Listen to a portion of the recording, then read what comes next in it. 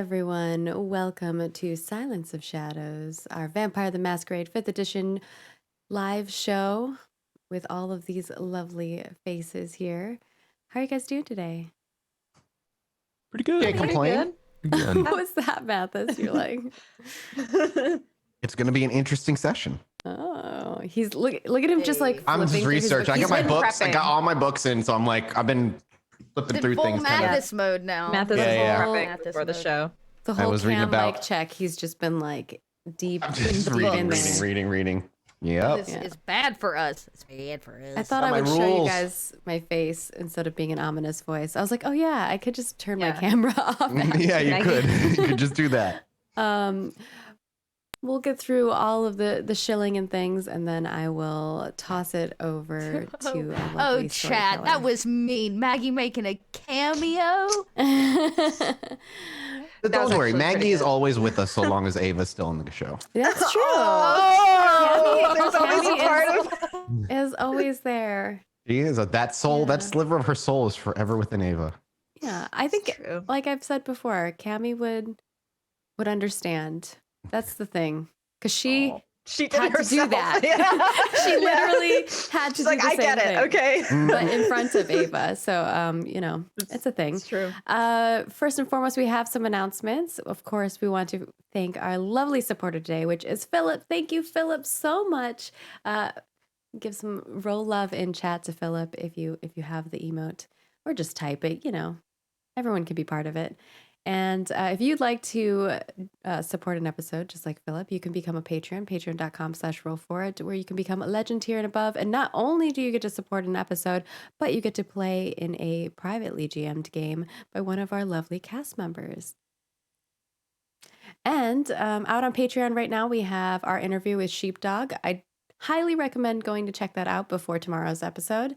And our Mass Effect finale enemies are up. So if you want to get your hands on those and run them yourself or just check it out, you can go ahead and do so. We also have our February recap coming soon. This is where we kind of show the behind the scenes of how Roll4It works. So if that interests you, definitely go check it out.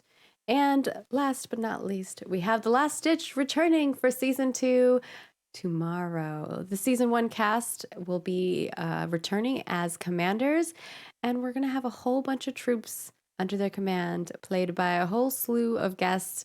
And we can't announce everybody yet, but we will be announcing them as they come out. You guys are going to absolutely love it. It's going to be a lot of fun. So I'm really excited. Hope you are too. But we're going to play the trailer for a moment. Ooh. And we'll return back, got to get that hype. All right. We'll see you in a minute.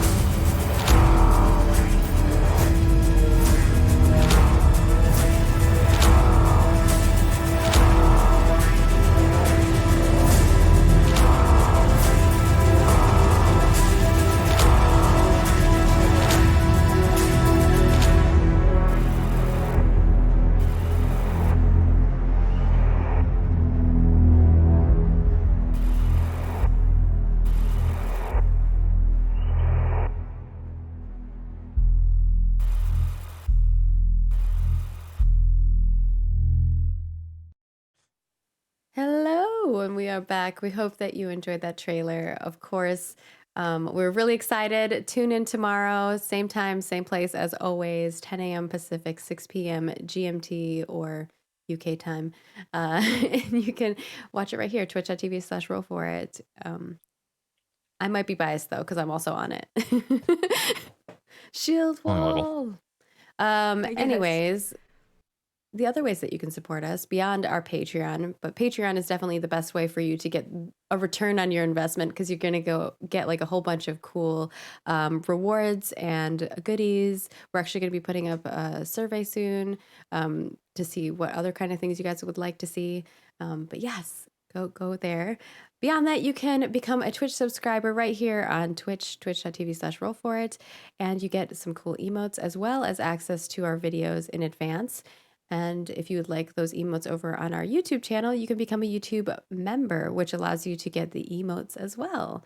Or whether you can get all of them if you want. Some people have them all. It's crazy. If you're a Twitch subscriber, a YouTube member, or a patron, you also get access to our Discord where you could chat with us privately. And we have a whole bunch of amazing people in the community that run games and things like that as well. I know there's a lot of RP starting up with The Last Ditch, so I'm curious to see how the rear guard's gonna pan out this season. But beyond that, not everyone can support us in a monetary means, and that's okay. We always say take care of yourself first and foremost. We're here to entertain you as well. And just being here and watching our videos, sharing our videos, commenting on things, going on our Twitter, retweeting, sharing, liking, replying. Same with Facebook, doing all the things, interacting with all the things so that the internet algorithm gods will bless us with potential viewership. That would be amazing. And it might not seem like a lot to you, but it means a lot to us. And I think with that, I'm going to play the ominous music and send it over to our lovely storyteller. It's not Yes. vampire without ominous mood music. No, it so I is not, appreciate right? it. Hello, everybody. What's going on? Welcome to episode 52. 5-2. Good God. 52. Boop, boop, doop. Episodes, 52 weeks. How many is that? 52 weeks in a year? It's yes. I was That saying, would we've be done now a correct. whole Years year. worth Yep. of content. This is Wow. 1 year of kind of. Obviously, we've missed a bunch, but a year's worth of weekly episodes. Yeah, if you now. watched Wow. one a week, you'd cover Be a a year. whole, you'd be here for a whole year just for Every season 2 alone. Saturday. Yep. Yeah, nuts. Thank you guys again for the insane support over Vampire. I just want to say, I know because, I know this is a random episode 52, but there's no way in hell this is where I thought we would be once we started doing this. I did not think we'd be this far in and telling this kind of story. So thank you for watching and really just being with us since the beginning, middle, wherever you jumped in. It's really, really cool that we get to keep doing this. And that y'all So- keep showing support to keep Right. us here, which Yep. is kind of, pretty awesome. We Just appreciate it. saying. You guys are great. With that said, we left on a bit of a cliffhanger last week, so let's jump into the game. The scene opens with the sounds of paper slapping a wooden table.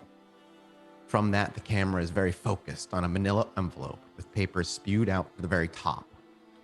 As the camera picks focus on that and begins to pull away, we see that manila envelope is the papers that were handed to a particular mailbox in a nearby university by Ava Heloise a night or two ago at this point.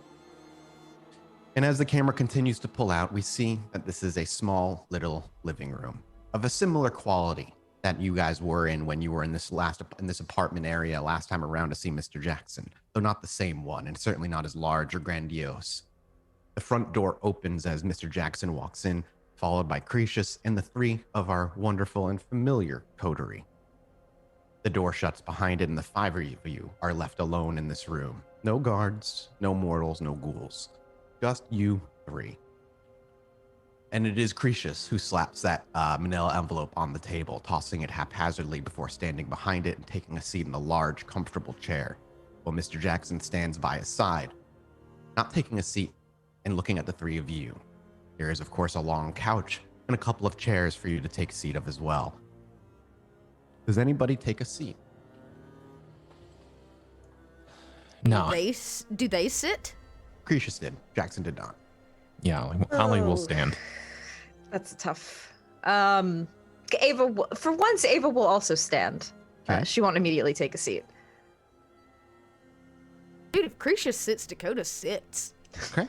Dakota grabs a chair or couch. Where does Dakota plop Chair and herself? spins it round backwards if possible. Sure, there's a chair that it's like a wooden chair. It's not like the big lounging chair that Krisha's sitting in nearby the kitchen or leading into the kitchen area. You just kind of grab it and spin it around and plop in it backwards. The Riker maneuver in some way. The Riker, yeah. Exactly. As she sits down comfortably, and we see Ava and Ollie both maybe contemplate for a brief moment whether they're going to sit or not before just remaining standing.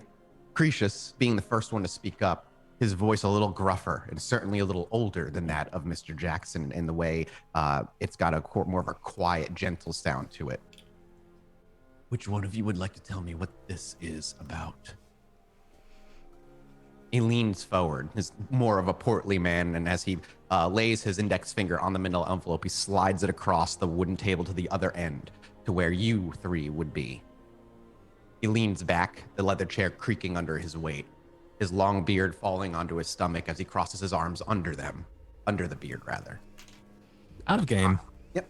The reason that we did this was because we thought that Cretius sounded like it was definitely older, but we weren't certain if it was a Grecian name or something even older. Ava, I think, with the right role, knew his name was at least Greece. Or Greek, Yeah. rather. Yeah. And we had obtained the information that she was from a similar era, so we were hoping to Her story, learn more. the Her Otai story. The Otai story was she herself, not necessarily. Yeah, she didn't confirm anything, but Ava, through knowing the story, hearing about Sybil meaning a seer, was able to piece together that, at the very least, it seems from a similar area.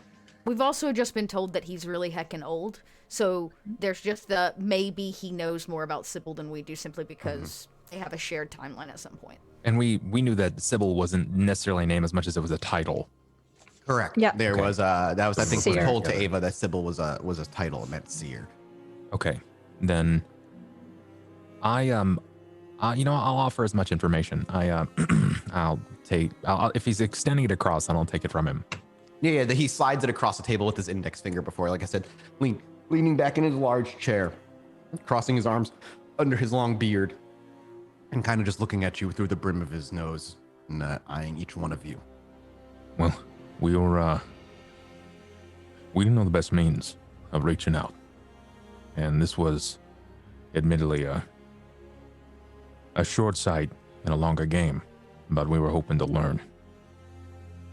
And while I am not privy to knowing much about you or mine, happen to be aware that your name was at least Grecian to some degree. And someone had come up with a title and like a seer. We were hoping you might be able to offer, no pun intended, some light on the subject. His arms uncross and kind of unfurl from underneath his beard in his kind of grand gesture as he motions to the three of you. And so the three of you present yourselves to me. And his eyes look from the three of you up to Jackson because they're interested in learning. I have night courses. You could sign up at the university. It would be easier. I looked at the Dakota, ladies. you're muted. Sorry. Dakota's eyes cut to Jackson. Where is he at on all of this? Like, I want to take a moment to read Yeah. him. Has he He's filled he's Cretius standing in? behind you, standing behind Cretius, watching the conversation. All right.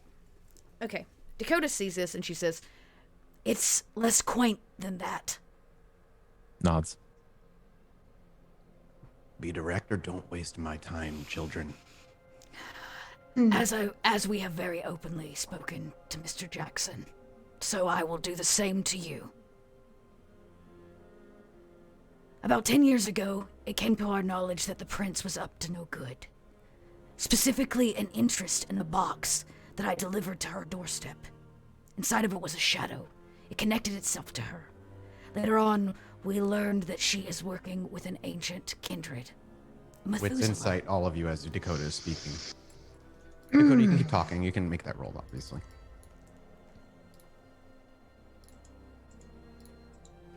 Okay. I rolled 2 successes. Is it insight? Okay, that was weird. It Oh, gave me an error in my roll. well, You rolled 4, which is really good. That is Dakota. really good. I'm got no Continue, no Dakota. successes. Yeah, it's okay, no worries. Dakota's talking. Oh no, it rolled right. Yeah, you rolled 4. Okay, You rolled yeah, then I got 4. 4. Yeah, you rolled 4. I'll explain what you were picking up on in a moment, Ollie. For a while, we have been working for her under the guise of choice. We came to Jackson with the problem.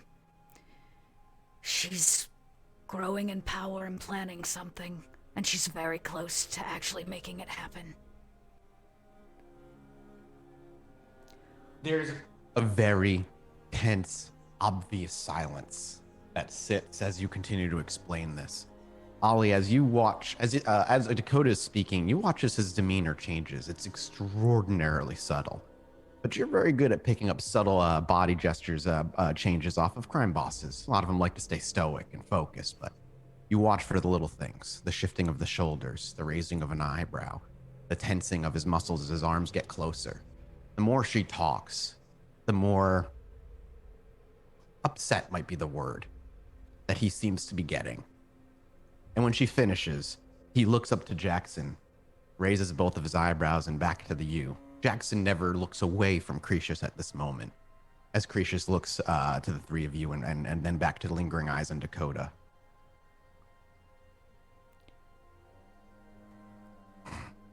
We're not here to rattle you. And while I've not been alive nearly as long, nor am I going to claim to,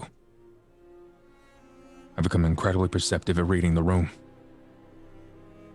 And this makes everyone a little uncomfortable. And I'm sure everybody has their own reasons.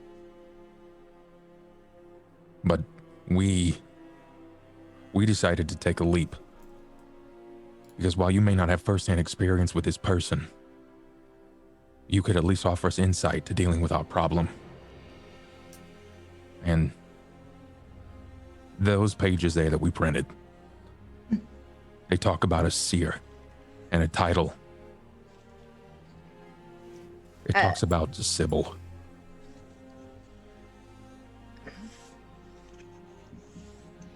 You're lucky Mr. Jackson is standing next to me right now, and that I have great respect for this man. Neonates playing with things that they don't even stand. He stands from that, his arms uncrossed. Meddling with magics and elders. Why? You're not wrong. We are dealing with things we don't understand. Neonates, as yourself, now putting this entire city in danger. Let's not pretend for a moment like we had a choice. We were On brought top of into that, this. Who's gonna believe us? Who's gonna believe us? We take it to the prince? No. We take it to our sires? No. Then what should have happened is he cuts you off. Is your head should have been removed from your shoulders, buried in the dirt as dust and forgotten, and elders handle this problem. Not neonates who further the problem, provoke the fire, and put Chicago into giant threat. Then what do we do when our sires, our elders, are the ones that are wrapped up and involved in it? Bring it to somebody who'll put them in the ground first, then you. What do you think we're doing here? He turns to Jackson. So then, take their heads and then those who sired them. Is that what we should do? Jackson then looks to the three of you, arms crossed. We aren't saying that we haven't made mistakes. But Oliver is right. The reason we are here is because we're trying to right a definite wrong. And as much as you may like to take my sire's head, she's long fucking gone. And you can't take mine twice. Jackson just looks to Cretius. Let them speak. A little longer. Ask questions. We came to make our you. decision. We came to you because we trust Jackson. And Jackson trusts you very clearly. And Cretius looks to Jackson, back to you. And for some reason, he has feathers in the cap of trust in the three of you. Our actions have spoken. Our words might be damning, but our actions leave echoes that are recognized by the kindred world. Because we have nothing left to lose. We've made it this far and gotten a lot of information. We want to share it with you because you might be able to help. He actually openly chuckles when you say that. How old are you guys again? What did you say? It's been 10 years or something. A little over 10 years. He chuckles again and looks over to Jackson. Now as he's standing, you can see how much shorter than Jackson he is by a good 5 or 6 inches, a portly short man. And as he turns over to Jackson, they aren't even old enough to understand the history of our own city. And you are throwing your lot in with them. Why? Because they accidentally stumbled across something and weren't smart enough to get themselves killed first? Because we're smart and expendable. We agree on at least one of those points. And you see at that point, Mr. Jackson's hand gets placed on Croesus' shoulder. I understand your frustration, friend. But right now, whether they made mistakes or not, they're our in, and they can help. Chicago is in danger, you are correct, and perhaps it was their actions that helped to speed that along. True. And he looks to the three of you. No fault of their own to a certain extent. Regardless, they are here now, and they're willing to help. And you know, if what they say is true, we cannot do this alone. Cretius takes, kind of just lingers his gaze at Jackson for a while before eventually turning and snapping back. You can watch as he physically releases some of that tension, his arms crossing underneath his beard again. Until continue talking, neonates. May I ask you a question? Yeah, he kind of just makes a gesture as though to go ahead. You could have simply tossed that folder right there in the trash, burned it, got rid of it, and continued with your evening, but you didn't. Why? Because I have a trust between myself and Mr. Jackson. He said to give you time. And so, we organized a meeting. One of you left this in my mailbox. An interesting piece of paper with interesting highlights, but meaningless by itself. Now there are some puzzle pieces that have snapped into place and I have a better understanding. But what I hear isn't something that helps me sleep during the day. You can draw out any kindred who could potentially dip into our thoughts and find that none of our memories have been altered. Succinct as they are, there's nothing but truth. At the very least, it's our truth. He waves his hand at you dismissively. If you end up lying, then Mr. Jackson's word's at fault. I would do no such thing to besmirch or smear his name, as he is the first to actually give us the time of night. And that is the trust I take and extend on his behalf to you.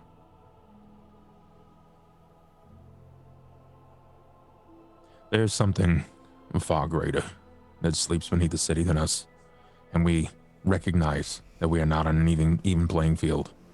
But they took a leap on us because we were expendable. We were a pawn in their game to seek something sinister in this city. And the long and the short of it is, we unfortunately helped seed a prince that was playing a game.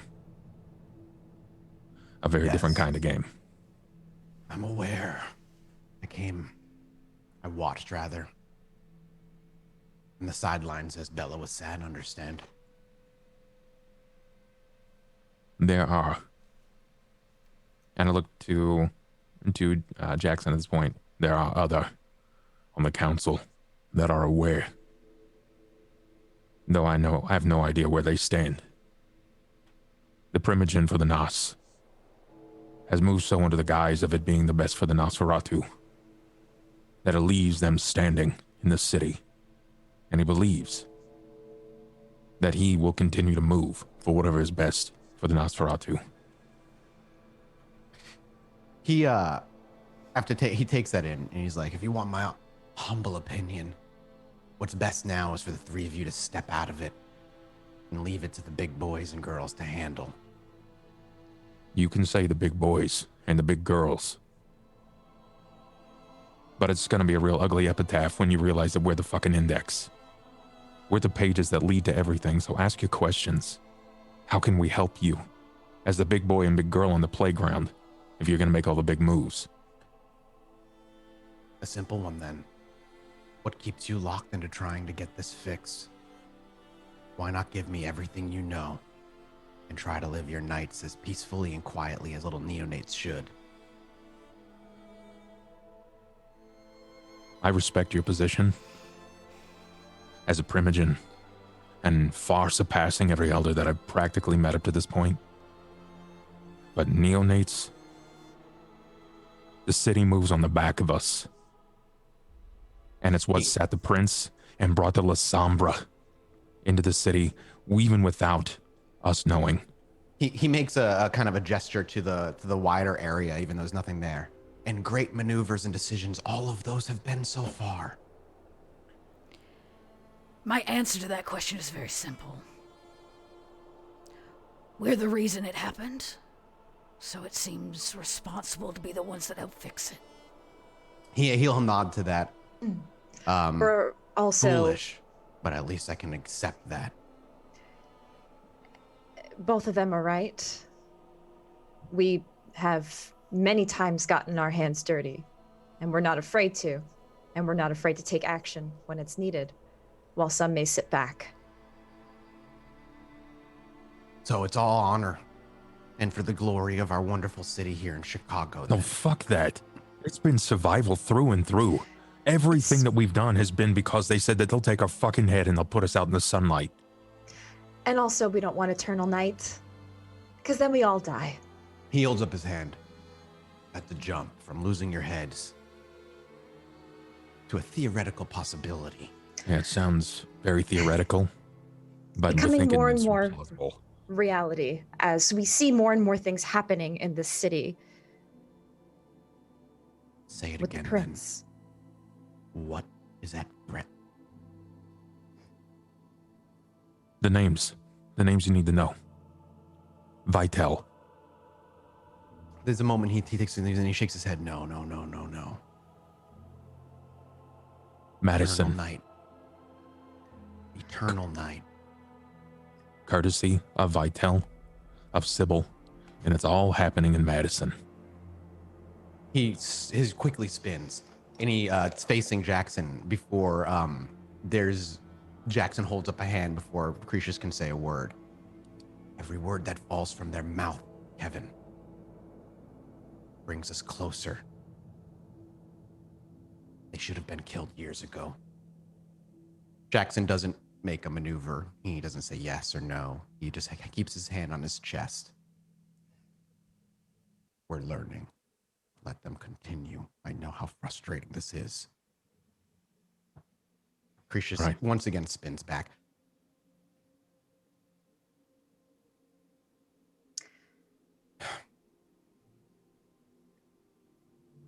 We've been learning more and more information on this situation as the nights go on. Probably many things that many people in this city would not have known about if not for us and our digging. And the people that we are in favor with, like the prince, who sees upon us mostly favorably and trusts us. The prince is a wet cloth, barely able to stand. Something we both agree on. She's being puppeted. by this Sybil. Say it. Sybil. You said, Ava, you said yourself she gave a name. She talked about this Iowa guy. Otai. Otai. Otai. Have you heard the name, Cretius? That's why we came to you. I'm gonna make a roll real quick. That's the real reason we're here. Let me just Or gotta one take a of look at this many. dice pool real quick for this.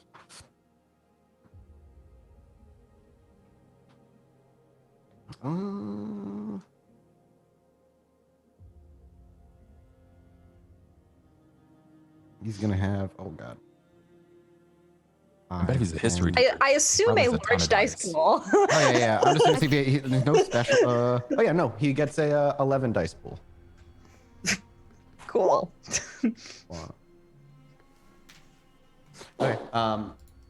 You say the word. You say Otai, and that's kind of why we came to you.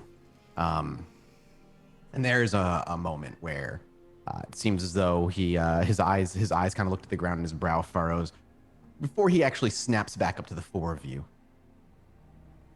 Madison, what about it? You said its name. It's Flashpoint. That's where it's all gonna go down. What's gonna go down? This eternal night. The abyss leaking through. The Akata. There was another one that was in our coterie who came from a clan that dealt with the abyss. And he told us multiple times that the abyss was, well, the veil was thin. And a long while ago, we were sent out there. Some of us were sent out to harbor a deal with something that's not quite a kindred. This is where it gets real hard to swallow. A fairy, a fae. And they made a deal. They made a deal so that they could, well, I don't fucking know why. I mean, we were not getting a straight answer, but I'm guessing it has something to do with power. And our best guess from what we've managed to put together is that because the abyss is so thin, something is happening with this Sybil. Get out. Get out. I'm done Banned. listening to you. And leave. Okay, Dakota stands and leaves. Yep. Ollie leaves. Does Ava leave? Ava looks at Jackson. Jackson is standing there calmly. Dakota leaves. Ollie leaves. He looks at you. He doesn't seem to usher you out, nor does he urge you to stay.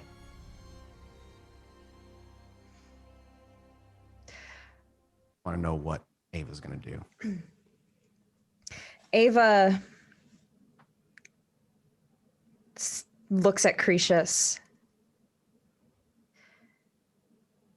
She begins to walk back slowly, but as she's leaving, she turns around and she says, "You know what we speak is true. Please." As you turn and you say that, you know what we speak is true. You blink for a moment, and he's behind you. The door shuts. Dakota and Ollie, the door shuts on you while Ava's on the inside. You hear it definitively, the deadbolt lock, as he strides slowly back in front of you. Please, what, little girl? Fix your mess, band-aid your problem, and save the city of Chicago again, because a bunch of neonates fucked up and put us all in danger. Tell me, please, what? Eternal night, fairy magic, and something older than even I sleeping beneath the city. All because a bunch of licks were turned and moved as pawns and didn't know any better that they were nothing but pawns and pretended that they were bishops, rooks, and knights. Please, what, Miss Heloise? Mr. Jackson in the corner continues to look down and through his nose like he always does, but now his arms are up. They're crossed, and there's a glimmer of interest in his eye.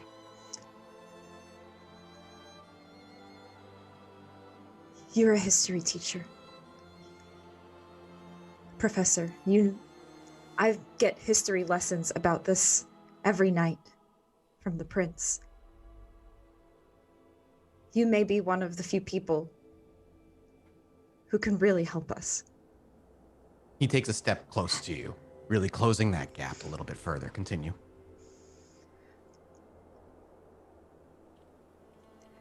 You're not wrong about us. Of course you're not.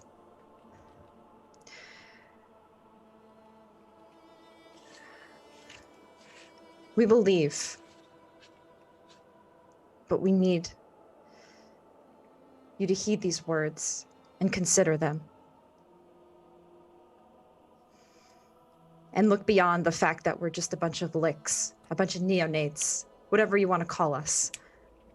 He grins a little bit at that. I think the word appropriately labeled onto the three of you would be fools. But going to Kevin Jackson might be the first right thing you've done in the entire story you've told me so goddamn far. You know, I run night classes here. I wasn't kidding about that.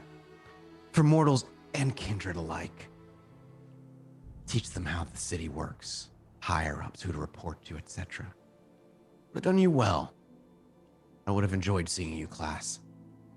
I would have been able to root you out before any problems even happened.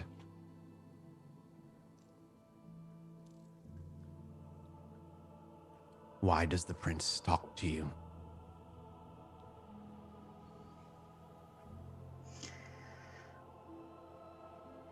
The prince is going to use me.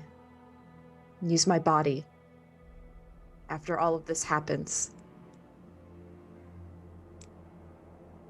Wits Insight.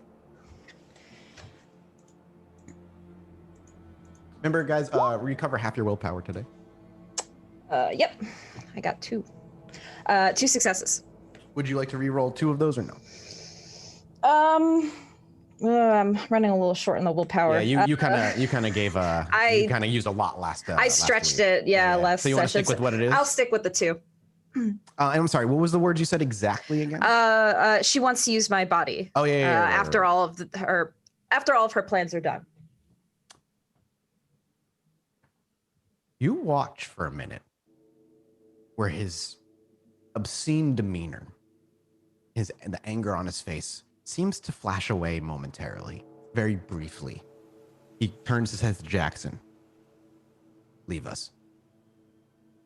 I promise she will live through the night if that is your concern. Mr. Jackson simply says, "It was good to see you, Cretius. Miss Heloise, until next time." She nods. He walks over and takes your hand and gives it a kiss before shaking Cretius's hand and striding out the front door. Out of curiosity, is Dakota and Ollie out there waiting? Or would they like to talk? I wouldn't leave Ava. I figured as yeah, much. I'm just curious if you're nearby or...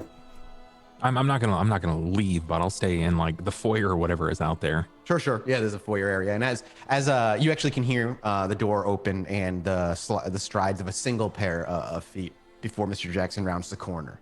He's standing there with his hands out. He's like putting his gloves back on and tightening them as he turns to see Dakota and Ollie. Have a good evening, Miss Rain. Mr. Hopkins. Cretius would like to have a word privately with Miss Heloise for the evening, I believe. Did we do something wrong? No, Mr. Hopkins. When dealing with the elders as such, there are certain things that are more touchy. Bring up memories they wish they had forgotten. When you're hundreds of years old, it's hard to look at some as yourself and give you the respect you deserve. Yeah, the whole time.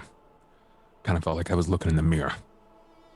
I recognize abuse when I see it, but the city's not going to get anywhere by consistently putting people down. I would apologize on behalf of Cretius. However, knowing where he comes from, I have a bit of an understanding for his hot temper regarding such matters.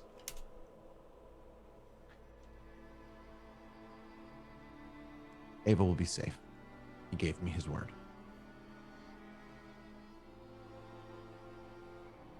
All right. He gives you each an understanding nod and walks past the two of you. Mr. Jackson, Just as he's about to reach the door. did things go well the other night? He stops, and he does turn around. Damien thanks you. Things I seem didn't to have ask gone about well. Damien. Did things go as you wanted? He just turn off the effect. He actually just nods. Till next time. Thank you, Miss Rain, as always. And then he turns and pushes the door. A car pulls up. You watch as the back door opens, though you see no figure on the inside that pushed it open. He slides in before it shuts and rolls off quietly, leaving just the two of you alone, as at this hour, there's nobody in the foyer.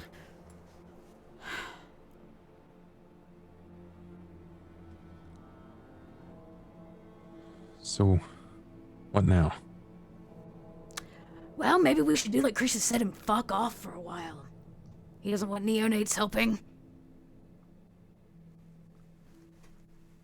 I thought this would be the best bet.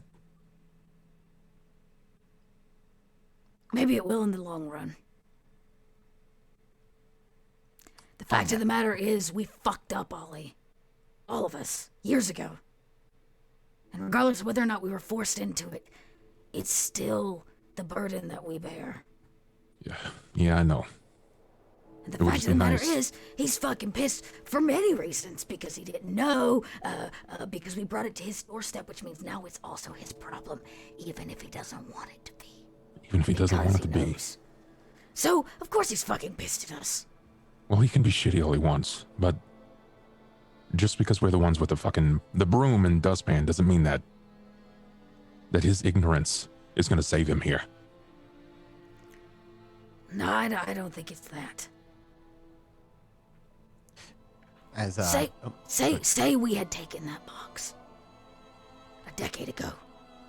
And when it happened, we did something instead of hiding behind our fear of Bella. She played us and used us. And in doing so, kind of laid the framework. And now it's real late in the game and we're wanting to do something. The fucked up thing is he could answer every one of his questions. He answered every one. He asked why. Why neonates? Why licks? He knew the whole time. The whole time. Why do anything? Because they've got everything to gain and nothing to lose short of their life. That's it. He knew the answer. Could see it in his face. He just wanted to hear it from us. Well, he very clearly didn't want to hear from me. Or me. He's gonna be really excited when I start showing up for his classes. And Dakota starts to walk away. I'm gonna show up for every one of them. He's love that. fucked now. He invited I was me. thinking She's the there same for thing. every night class. Ava had the same idea. Ollie's gonna walk up. Hey, I mean, like, you'll fit right in, but I can't go to that shit. I mean, adults take classes, right? I mean, yeah, I guess. A spin-off show, Especially Dakota and night Ollie in classes. college. Well, they would love it. I know, I know. Yo, when do we start that? Like Monster High, but it's actually just Right. like vampires going to a Kindred High. Yeah, Yeah. Kindred High. In Blood High.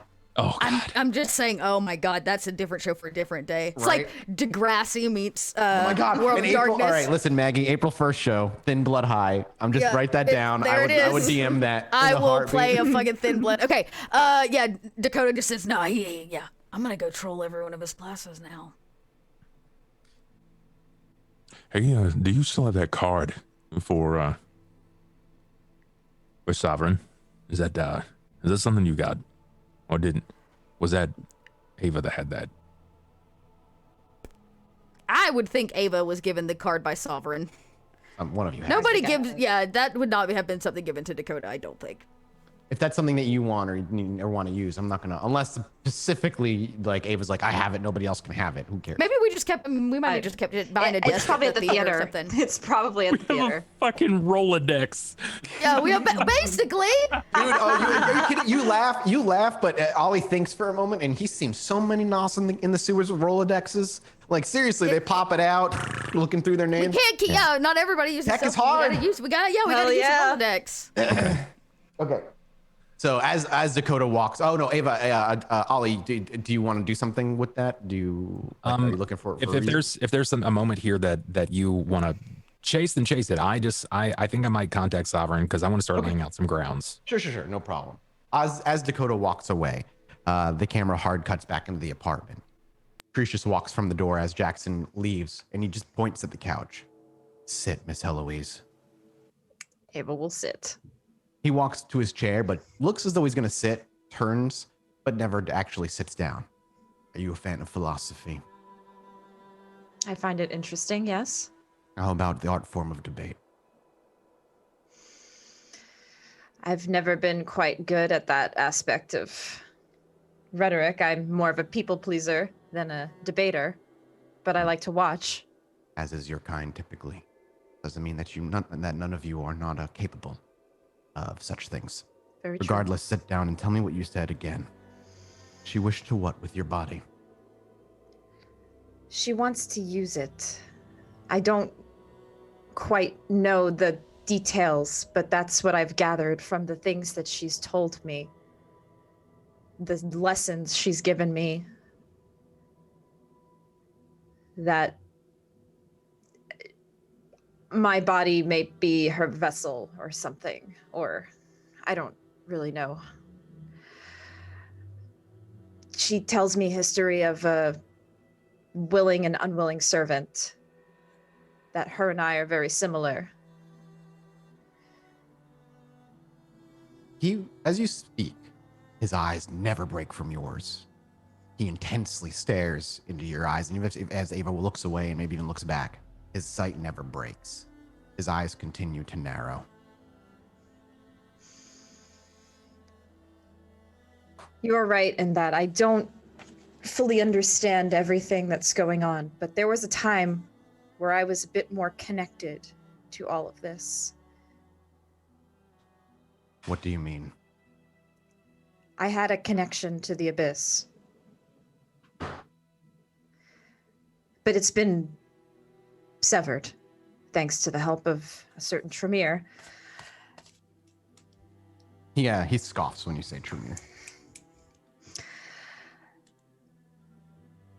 I think she was trying to keep tabs on me and, I don't know, get me ready for whatever was to happen. Butter me up before the big meal.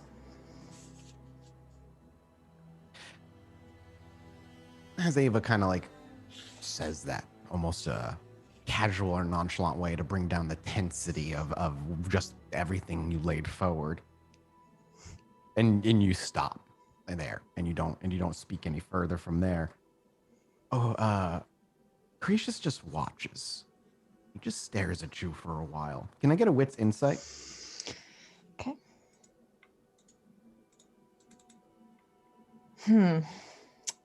I rolled 116 considering re-rolling. Okay, you could re-roll 2. Yeah, I'm gonna re-roll 2.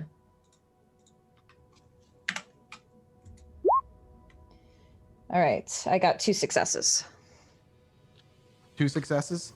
Yep. It's hard to read. It's hard to read it too. It's hard to tell what he's feeling and how he's composing himself in the moment, other than intense interest. Intense interest. And as you finish telling your story, he never says a word. Silence lingers as he stares at you. As Ava's kind of continuing to tell, her story, eventually she'll inquire, is something the matter?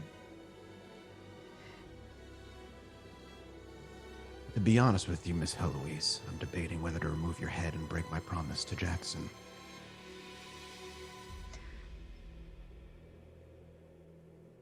Why? I'm trying to tell you the truth. And while I believe that that is exactly what you want me to believe, how do I know I'm not speaking to somebody who has your control over you already? Because and he actually walks over to you, and he places his finger right on your forehead before pulling it away. You're going to do everything you can to convince me that you aren't who you don't want me to think you are. You're Ava Heloise, no matter what I ask, no matter what I say. Help me. You're going to use me. Help me, my body. But how can I ever truly know? I'm not going to kill you right now, Miss Heloise. But I am going to break you. Because I need to know who I'm talking to. He takes a gentle step back. What does Ava do in that moment? Ava just sits quietly and she stares. And why is it that you want to be so certain? Do you know something about what I'm telling you? He, as he takes a step back, and he simply says, "You don't ask the questions anymore." Can I get from you a composure resolve check, please? Oh boy. Okay. All right. Composure resolve. I just need to make sure I'm rolling the right thing here. I guess I don't add anything to that. I'll just okay, 2. Oh, sorry, it's composure wits. My bad. Composure. Sorry. Yep. I'm gonna make a rouse check here. Oh, I rolled 4. Did you crit at all? I did not crit, Okay. just 110. And bump up in hunger 1, and then he rolls charisma presence. 5.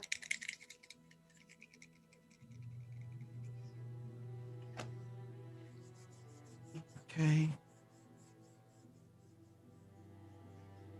And does he have any specialties?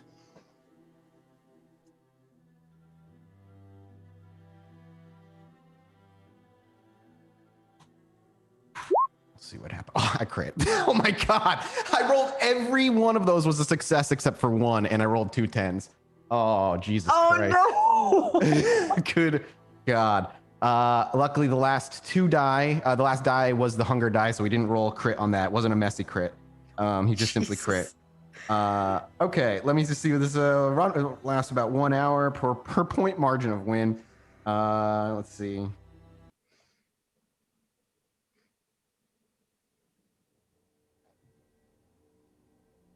Okay, it's gonna last for you 4, and then a 1, 2, 3, 4, 5, 6, 7, 8, 9, 4. It's gonna last 5 hours. He entrances you. Oh. As he stands before you, and he just kind of stands up and he says, "I'm asking the questions." The way he composes himself is inspiring. Unlike a toreador who walks in and their awe and their beauty truly pulls them forth, especially for Ava. It's her weapon, it's her tool. It's a thing that was transformed as something that was both useful and problematic in the mortal life and turned into a weapon of pure selfish use in her undead life. Here, as you look upon Cretius and he says he's going to ask the questions, there's an air of command that falls from him. He straightens his shoulders, he stands upright, and as you look upon him, you truly feel as though you are in the presence of someone who has a knowledge beyond anything you could ever truly comprehend. As he speaks and the words fall forward, they're spoken with a gravelly gravitas. Everything that he says seems to sink into your heart and stay there. You chew on every word he says, and every sentence and every question he poses to you. You truly try to think for a moment, is he trying to ask me something beyond what the words are saying? There always seems to be many, many meanings behind every word that falls from his lips at this point forward. Realistically, mechanically speaking, he simply is getting a a buff, a bonus on all of his social rolls against you from here on out, Yep. equal to his presence, I believe, for 5 hours or so. I know that. Yeah, I was gonna say, I'm I pretty was sure you like, know what entrancement yeah. does. It's level Yep. 3. You know, it's not a massive power, but do you have you have entrancement, don't you? I do. Yeah. Yep. So you know exactly what entrancement. know. Exactly what it does. He looks to you, and now that that's done, and he's able to kind of just have your gaze and clearly has your attention. What is your name? Ava Heloise.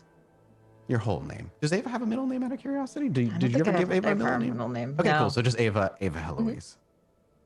And when did you enter this life of ours? 10.5 years ago. Why? Tell me the story.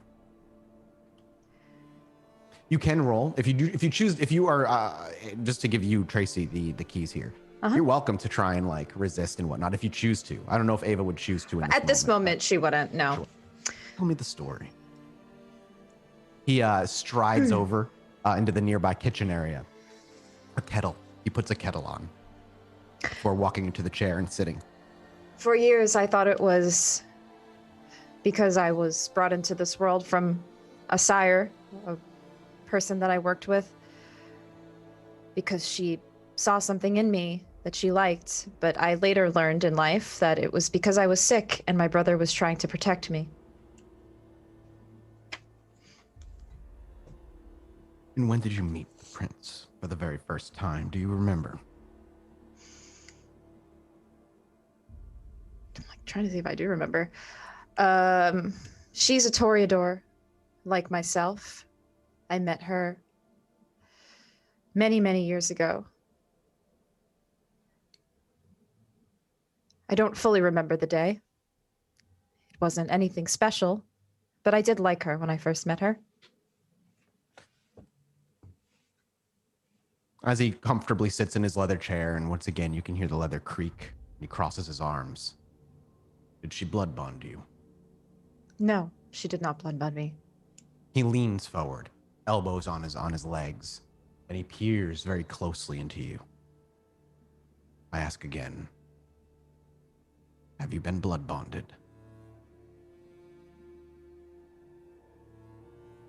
In a general sense, not by the prince.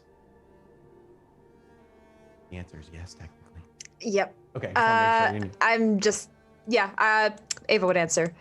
Yes. And how long has that been? I am no longer blood bonded, but I was about a year ago. Probably a little less than that, but. To whom? Camille Delanoir. He just kind of gives a subtle nod, no other recognition or facial expression that is immediate obvious. And why did she do that to you? Her and I were very close. She wanted to express that. Were you In what way? aware? I was. I agreed to it. It was willing. Yes. With every word that falls from your lips, I question Jackson's trust in you. To give away your free will, and he pushes himself off the leather couch, and he very just eagerly strides to you, to hand it over to somebody who holds power over you. A Primogen member, even beforehand, someone elder. Experience. And now another, even older, of our kind wishes more on you. What is it? And he very, without even asking for permission, his right hand juts forward. He grabs your cheeks. He lifts your head. What is it about you that's so enticing? Or is it simply because you're a fool and easily manipulated? As he turns your head kind of back and forth. And then, for a moment, I'll make sure I got this right. Yep. For a moment, he steps back and he looks you up and down. And who have you killed? I've killed many. No, child. I don't think Mr. Jackson knows. Who did you devour?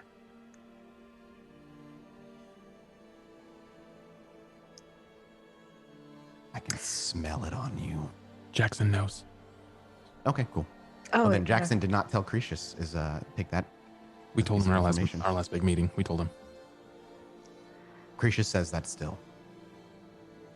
And Ava will answer, I devoured Camille Delanoir. He to a big grin, and as he kind of like looks to the ceiling to laugh, he snaps down, his face serious, and his left hand around your throat. You can feel it tightening, the veins around your neck cutting off circulation that, if you were immortal, would have you pass out. You can feel your muscles tighten, and him growing stronger and stronger as the seconds pass. His eyes locked to yours, his grin gone, and his teeth bared. And am I speaking with Camille Delanoir as we are talking? And he pushes you further into the couch. She is part of me now. That's not what I'm asking. And he slams you further into the couch. You can feel the couch rock backwards. Camille Delanoir, am I speaking with you? No, you're speaking with Ava. And as you try to choke that out, your windpipe's being crushed, and you're like, no, Ava. He holds you there, his teeth still bared, his eyes darting back and forth from each pupil to the next. You can watch as he intensely studies you. Ava, how are you reacting in this moment? Your life is being threatened, and in this moment, you realize how outmatched you are, how quickly you have been put into threat, and how quickly he seems to be willing to kill you, even though he promised Jackson and he wouldn't. Ava does feel fear in this moment. It's hard to tell because I am entranced still, so I'm not sure how much I feel like scared or... I mean, so basically with the entrancement for him, while you're awed and completely taken with him, you're not like, oh, daddy, choke me. You know what I mean? Yeah. Or I So, just like, do I feel the... I guess You I would would feel absolutely danger. feel fear. You would absolutely feel fear. It's just like when he interrogates you now, like it'll be more of an intimidation role for him than anything else, but he still gets that bonus. He still gets all that bonus. Ava definitely, it takes her, she thinks back to a moment of that dream that she had, that vision she had of Sybil in that room where she felt that intense fear. Maybe not to that degree, but she definitely feels a threat, and she feels that fear once again. Make me a fear frenzy check. All right, so my willpower is 1, so I guess I just put 1. With 1/3 of your humanity rounded down. With 1/3 of... Okay, got it. Which is what's your humanity at? It's 4. So you roll a 1. So you're going to be rolling 2d10. All right, let's see if this does this. Humanity 4, modifier 0. Okay. Yep, it rolled 2 die. You rolled 1 success.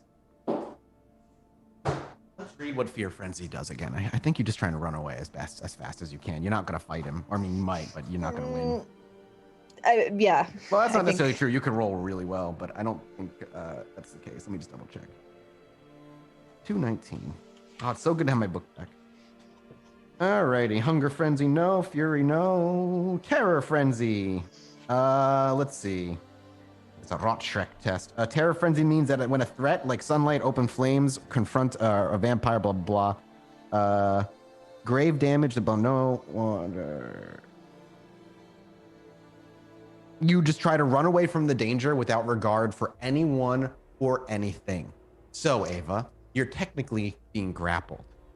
A strength brawl check would be what you need to break this grapple. As he just fucking pins you to the ground. He doesn't try to pin your arms or legs. He just has you by, oh, my poor girl.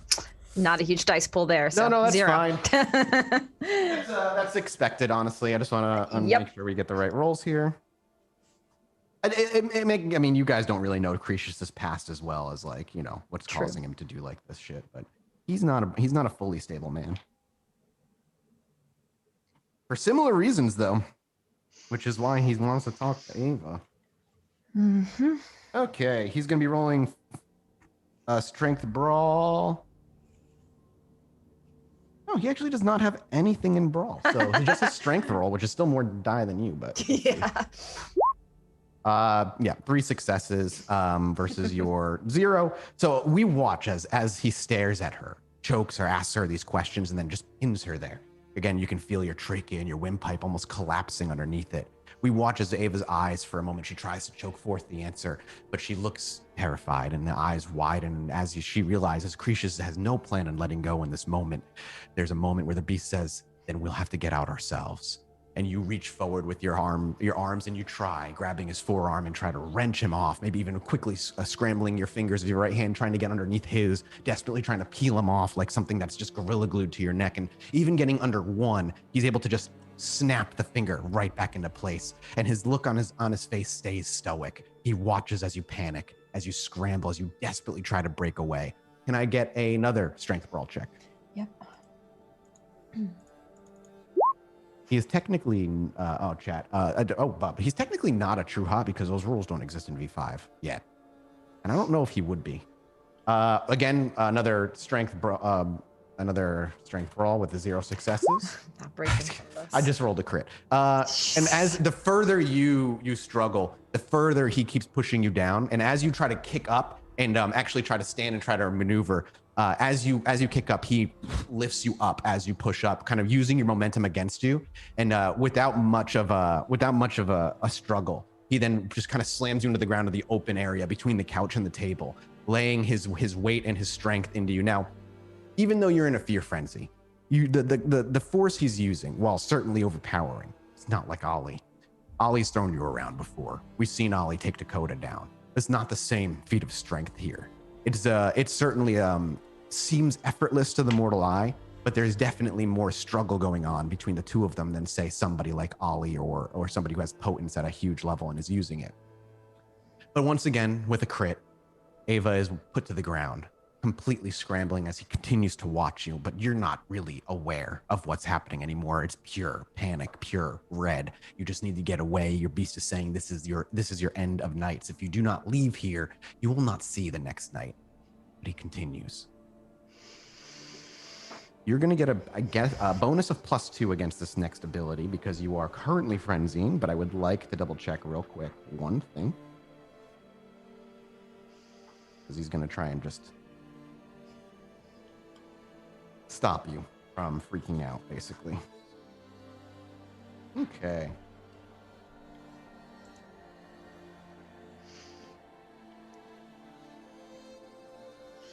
Where is it?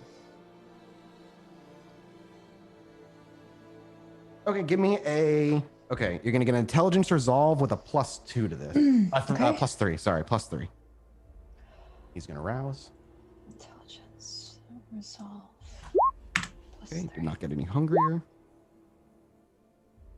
5 successes. Bam. Okay, he's going to get a roll. It's going to be, I think he's getting another 10 pool, but I need to double check. It's not 9. Sorry, I know I'm flipping through these books a lot. I apologize, chat. Hang tight. The things I need are in 2 separate books, so I need to keep going back and forth. There we go. Yep, 10. 1, 2, 3, 4. Your frenzy is able to overcome his words as he simply looks you in the eyes. He says, "Stop resisting." And the beast will have none of it. It cares not. The very thing holding it down, the thing that's going to kill it, is telling you to stop resisting. Fuck that. And once again, Ava, you try. Now, would you like to try and instead of de-grapple, maybe try to maneuver out? It would be Dex Athletics technically, if you want to try that. Yeah, I think I would try that. Try a different method this time. Dex Athletics. Oh my god, you're right. I forgot about the X plus 8d10 on top of that. Oh well, it's fine. I rolled 2 successes for this. Okay. We're trying to squirm out this time. Yeah. Okay, you are not able to squirm out. Can I please get one more of the rolls from before? Resolve, the resolve one that I had you roll. Yeah. And is that still with the +2? Yep, you still get the +2 because you're still frenzying. Sorry, 1 sec. I need to make sure this is correct. He gets. Just want to make sure. Let me look at VP real quick. Actually, I don't think that was the right roll. It was resolve. Does anybody remember? It was resolve. It should be up above. What did you roll here? I mean, I can look at the ability again. It is. I forget what the second. I think Intelligence it was resolve. Intelligence resolve. Resolve intelligence, because I was gonna say this isn't the same dice pool. Right. Okay. Okay, so that, and then I need to check so VP real quick. 4 successes.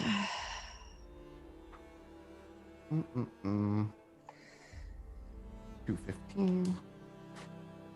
Oh, it's +3. Oops. Yeah, +3.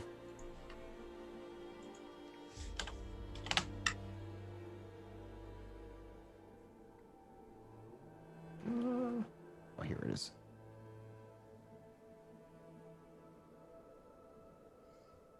Wait, what is this BP? Oh my god. Oh, sick. Okay, he gets 14d10 for this. That was off by 4. That's all right. Oh dear God. Yeah, he's so once again as he holds you down as you struggle as best you can. He simply just kind of puts his foot down on your legs, holding your shoulders down with his arms, locking his eyes with you, and says, "Stop resisting." And in that moment, the beast is quelled. You stop resisting. He's finally able to take you in. 30 seconds pass. He slowly lifts his leg off of you. His arms are removed. He stands by your side. Yeah, I don't think you're Cammy after all. He puts his hand on under your shoulder and just hoists you up without asking or trying to help you. It's just nonchalant. He kind of puts you on the couch as you still kind of stand there, not resisting. You're just a young fucking fool.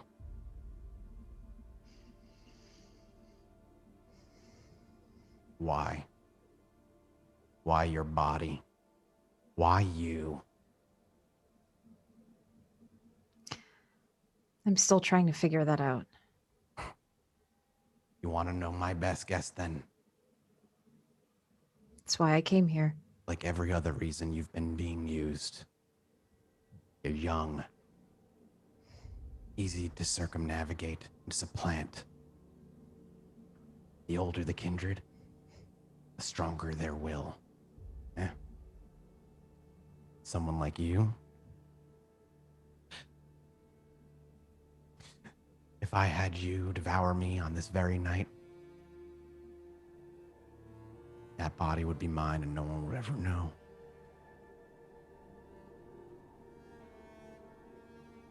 I don't think it's because you're anything special. Just think it's because you're young. You were asking why, after all.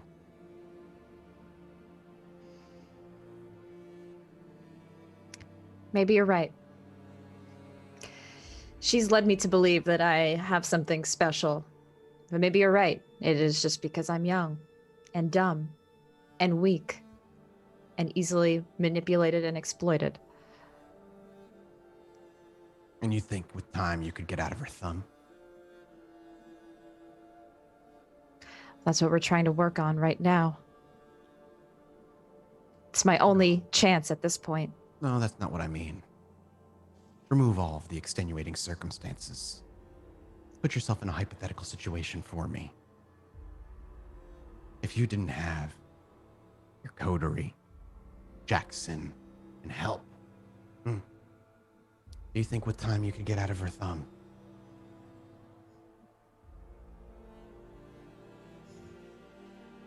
No. He stands back from that. His tense look loosens.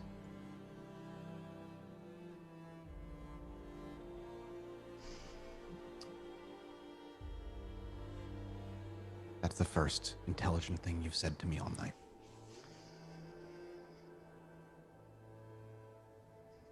And that's where you and I, at least in certain parts of our kindred lives, might differ. You can't. You are correct. The only answer there is failure. Anything else is hubris in your own ego.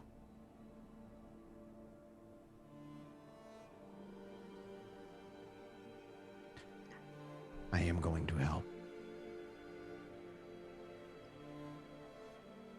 But not for you.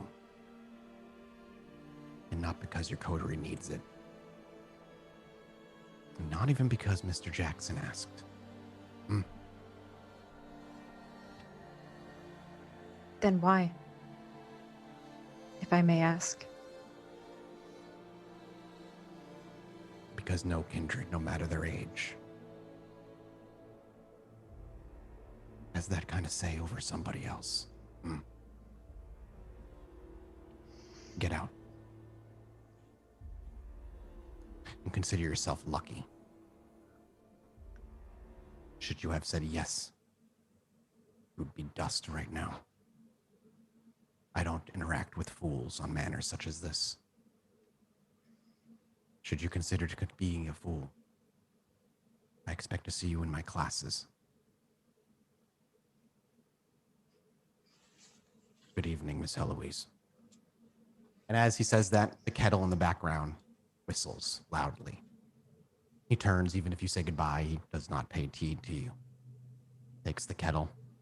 You see him pour a tea bag into a mug with the hot water. Does Ava say goodbye? Does she? Or she just quietly leaves? She just leaves. Opens the door and steps out. The door quietly clicks behind you, and your coterie is nowhere to be found in the moment. Would you head back to the movie theater then? Yep. Dakota and Ollie have been made to the movie theater for the rest of the evening, waiting for Ava. No? I have business. Sure. Every night. I said I'd be there Yeah, every you're night. going to wait to. Yeah, on I know where you got to go. Was anybody going to be there for Ava? Is actually all I'm asking. There's a good chance that Ollie's going to be back looking for that card. So for story purposes, if she's there or if she shows up in relative time, then She wasn't there much longer than you guys, maybe 30 or so minutes, depending on how the conversation went.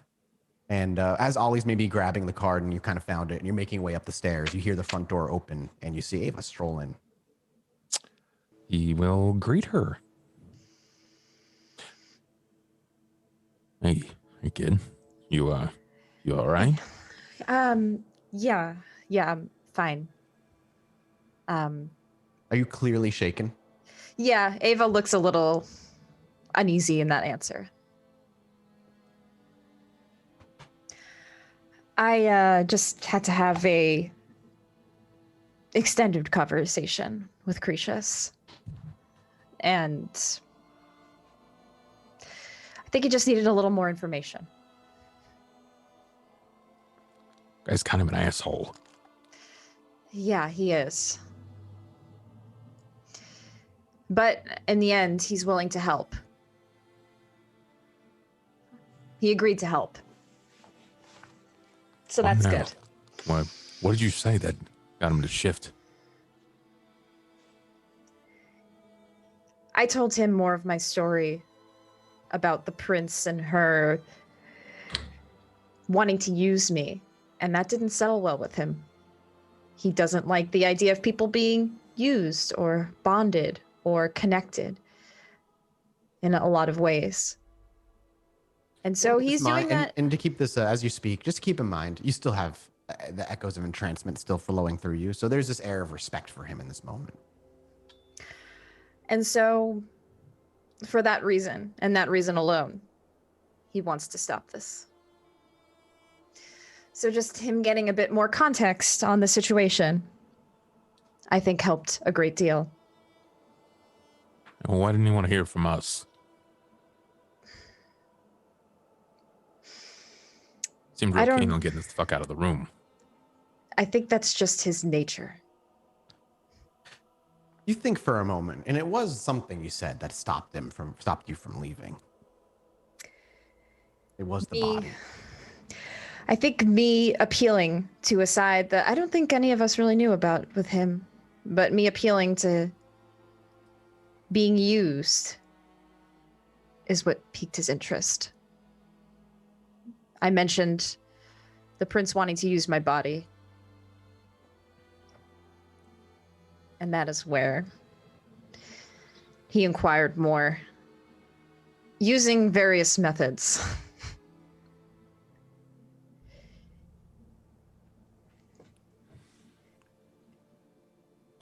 Well, that, you look a little rattled, so I'm guessing it wasn't exactly the least invasive of exterior. Yeah, you're right. I'm still feeling a little, I don't know. I might have to just take the rest of the night. But I told him what he needed to hear. And now he's willing to help. So that's the bottom line. Hey, you got any plans for the rest of the night? No. Look, I'm gonna contact, that sovereign guy. I kinda wanna lay out some plans. What did you have in mind? I asked Dakota a little while ago, you know, what her plans were when this was all over. What does this look like in 5 years, 10 years? What's next? And she gave me an answer. What about you? What does it look like in 5 or 10? When this has gone away? If it even goes away at all? I would really like to see our little section of Chicago thriving. I would like to see more kindred here, hanging out, make it more of a social area. Obviously respecting our rules. But I really would like to... I'd like our little neck of the woods here to be... I don't know. Just more welcoming.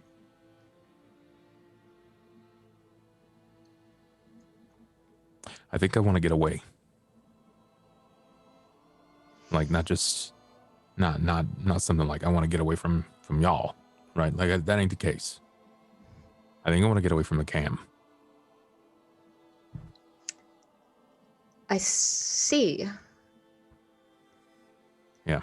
I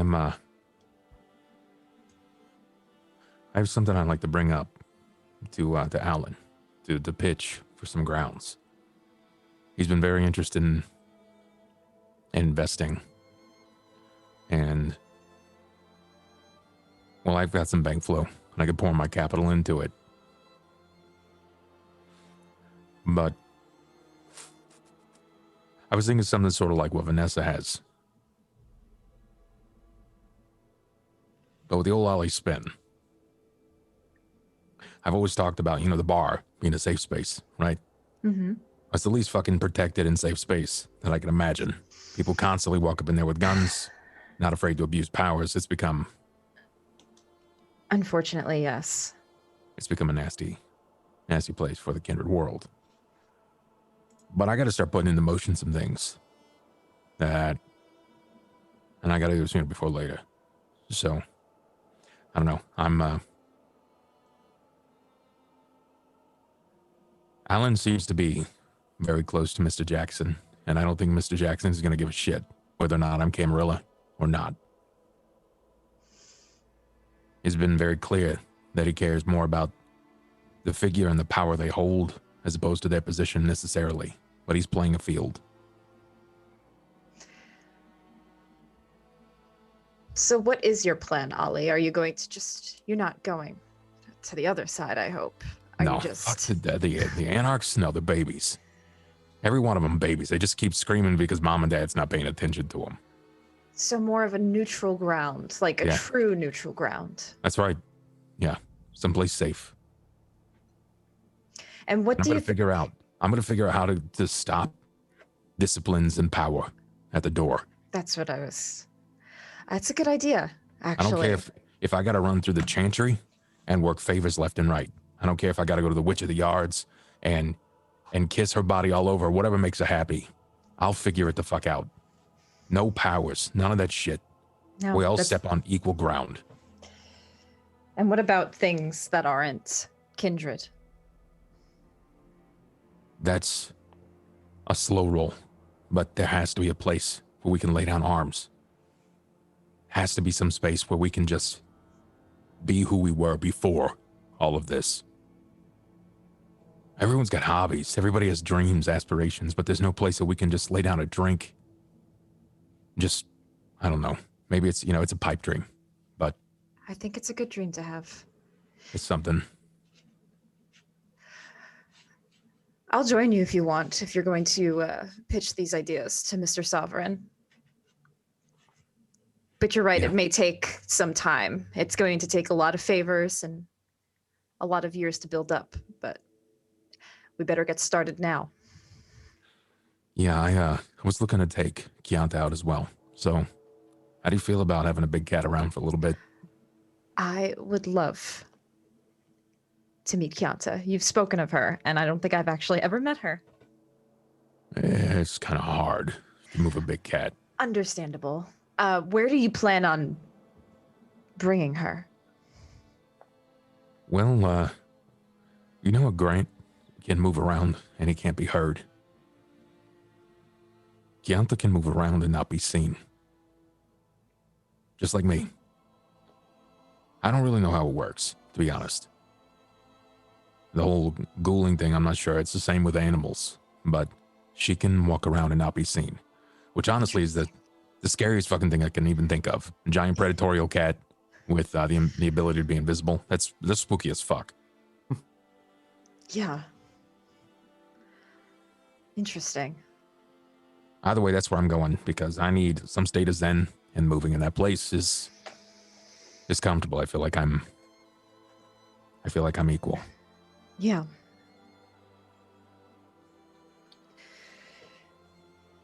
I wish Dakota would come once in a while, but I know she's pretty busy. I know she's Yeah. got her thing going on. She does. I can't ask her to not do that, right? She will have to do her own thing for a while, and that's fine. I don't think she's forgotten about us or care less about us. But Nah, I'm too large to forget. Can't just place old Ollie in the corner and forget about him. I eventually start making noise. But yeah, I don't want to be alone tonight after everything. So let's get a move on. Yeah. And as the two of them begin to move off, the camera pan wipes. We hear thumping music, loud techno beats on the other side of a door, and a familiar Nosferatu ripple into existence by the name of Rat Tail. Sees I Dakota. pass him a piece of paper. And before you even, but he steps in your way as he takes a piece of paper. He's like, hey, slow down for a minute, sister. You're welcome as always, of course, but lady of the house would like to see you tonight. Personal invitation from Miss Dakota Rain when she arrives, and he makes this grand gesture. Thank you. And I hand him a piece of paper. I'm pretty sure I owed you this. And as he grabs a piece of paper, he's like, oh. I have a question. All right, now we're wheeling and dealing. All right, what do you got? I lean in real close so that nobody else could hear me. Sure. He actually leans in with you. I'll sweeten this deal. If you tell me what night Hodges comes by here. That's a big ask for the big man at the Camarilla. Could Well, get me in a Bass lot is of a trouble. pretty big and beautiful woman. He actually he looks down and then up to the piece of paper. I could get in a lot of trouble. What kind of deal sweetener are you offering? You know what? Don't worry about it. And I put the piece of paper in his hand. You think on it. You know where to find me. You don't need to roll a wits awareness. Suspicion crawls across his face. You got wits insight rather. You can see the suspicion crawl across his face. He cocks an eyebrow, his eyes squint, and as he pulls the piece of paper from your hand, he holds it above high so you can't easily quickly snatch it, and he just stares at you. This ain't gonna get me into trouble or something, is it? What, the piece of paper or me? How about fucking both? Yes. He quickly thinks, and then he Because pulls the that piece of one's gonna paper be- in front of his he goes, face. because That one's gonna get you a date with Bass. And you and I both know I'm trouble. He thinks, and then he quickly pulls the piece of paper in front of his face and he opens it. It has a single word written on it. The word he needs to know, her clan. Yeah, and he's like, oh, and he claps. A religious freak. Yes. I tried to tell you that last week. You're not a very subtle man. Well, I didn't know you were actually going after them. They're fucking weird, dude, but... Me? Going... No. You're the one who's all up in trying to get in her pants. Well, have you ever spent a full... Well, maybe you have now that I think about it, but, I appreciate the favor. I don't know how you're gonna make this any sweeter than it is, but I will think about it. You have my word. And he steps out of the way with a grand bow, and as he does, you see him just disappear. Dakota pushes open the front door, I guess. Music overwhelms and overtakes you as the door shuts behind you. And Dakota makes her way down into the crowd, meandering her way into the hallway and down to the main hall, where the door to Edith's room waits. Dakota, bomb, bomb, bomb, knocks it a couple times. And a few moments later, you hear the loud metal lock on the other side, dink, and then with a creak, it opens inward. As you take a look inside, other than a couple of ragtag-looking security folk, you see Edith speaking with a familiar face. You've caught him once or twice. McTavish. Oh, great, Edith. Edith actually smiles and gestures for you to come in as she looks over to McTavish. She takes a long drag from her cigarette. Ah, Miss Dakota Rain. Please, it's my pleasure to introduce you properly. McTavish. McTavish just looks to you and gives you a nod. I nod back. I gotta Google a fucking Scottish accent real quick. Oh god, here we go. Oh God. I'm gonna try it, and then it's not gonna work, and then I'm gonna give up. But I'm gonna try it. Is the thing? Hang on, I'm just gonna fast forward to hearing this guy. Scottish accent. Oh, hello, my name is McTavish. Yeah, Dakota that just doesn't sound right. she just simply nods at him. People don't say it. People don't say it. That's all I got. All right. Sorry, what does Dakota do? Dakota simply like nods back at him and she says, "The pleasure is mine." He just grunts at you because I don't want to talk with him yet. Edith just gestures for you to take a seat as McTavish looks to you, and Edith then looks to both of you. Well, I perhaps should leave you two alone. I understand you've been looking for McTavish for a while, and well, you did get him into Chicago safely. Isn't that right? And she kind of just gently rubs his back as he just continues to stare at Dakota. Edith then kind of clasps her hands together.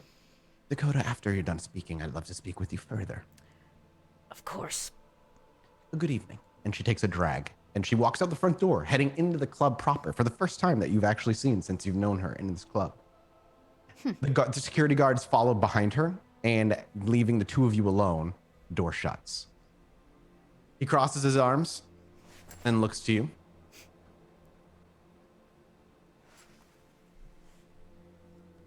He stands in silence, like waiting for you. It seems you're enjoying Chicago. He just raises his eyebrows. I'd be lying if I say I wasn't here to ask for something. Spit it out.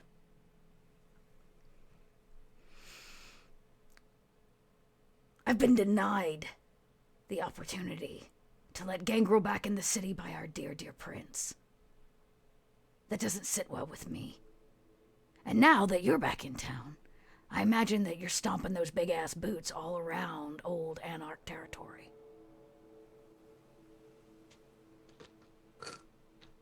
What do you want, girl? In 6 months' time, I'm calling a gather. And who's going to arrive? I don't know. But the fact of the matter is, I want them to pass through Anarch territory into my train yard. And I want you to let them through. Better yet, I'd like for you to come. That's the reason you had Edith reach out to me. I'm Russian now. That's fine. I'm transient. It happens. Your kilt says otherwise. Yeah, I have a kilt. I have a Russian accent, and I'm carrying around like, I don't know, English breakfast tea.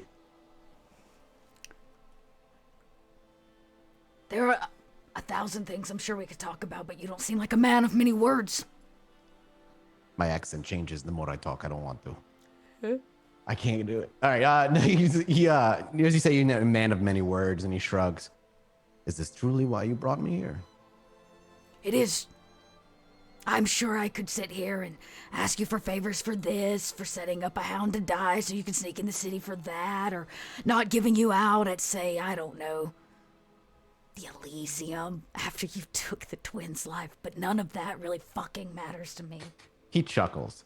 So many interesting threats from you. See, it's funny because they're not threats. I know. You brought me in. You'd be killed too. It's true. Trust me, they have a lot more interesting things to kill me for than letting you in. I guess what I'm trying to say, McTavish, is I'm not your enemy, and I don't have to be your friend. But I want you to help our clan out.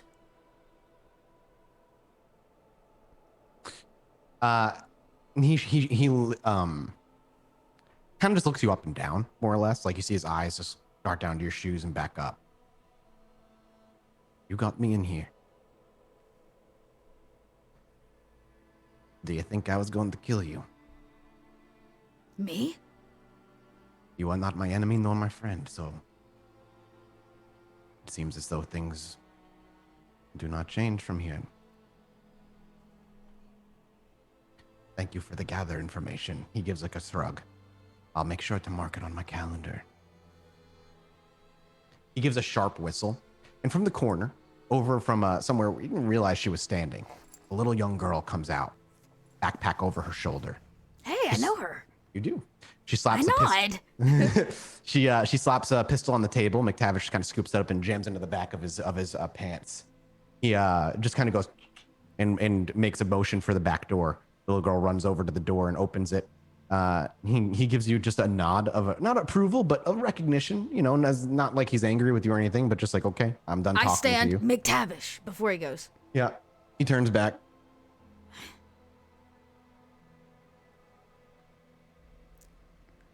You know where to find me Aye. if you needed something. I do. Don't get in my way. I know who you serve. I don't think you do.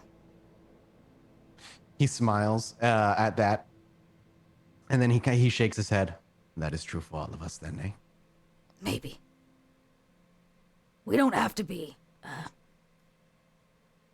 enemies. He nods. know. You stay out of my way, and I stay out of yours. I don't want to be in your way, McTavish. He then fully spins around again. What is it that you think I'm going to do in the city? I don't actually know. You kind of came in with a bang. He just nods. The lost anarchs need guidance. They do. I could tell you some pretty embarrassing stories before you arrived. They were like an after-school club.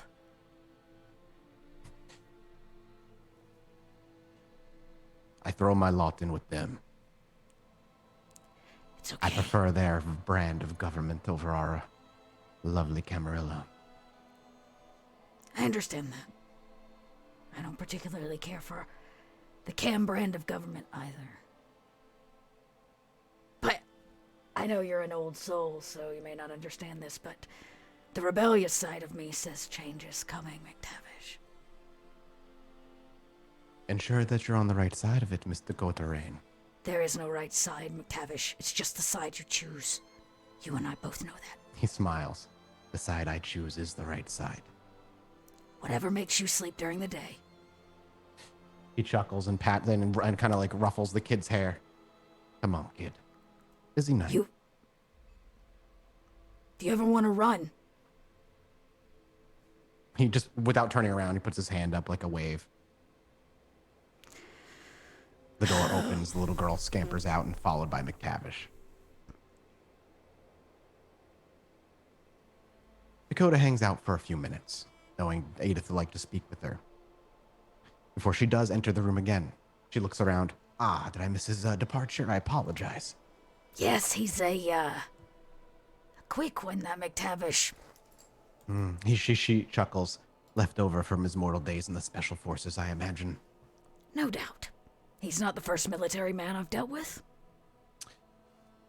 Well, Mr. Jackson has reached out to me recently. Really? Says you're looking to meet other of your clan in the city. Yes, I have a deep interest in that. I have somebody I'd like to introduce you to. A man I've enjoyed the conversation of for a few years. One of your clan. He resides here in Chicago. So many don't know of him. He must be hiding very well. I've been here a decade. She nods. He goes by the name of Lester. This Lester. What is he hiding from? She smiles. What aren't we all hiding from? Huh? Trying really hard not to hide anymore, Edith. She nods.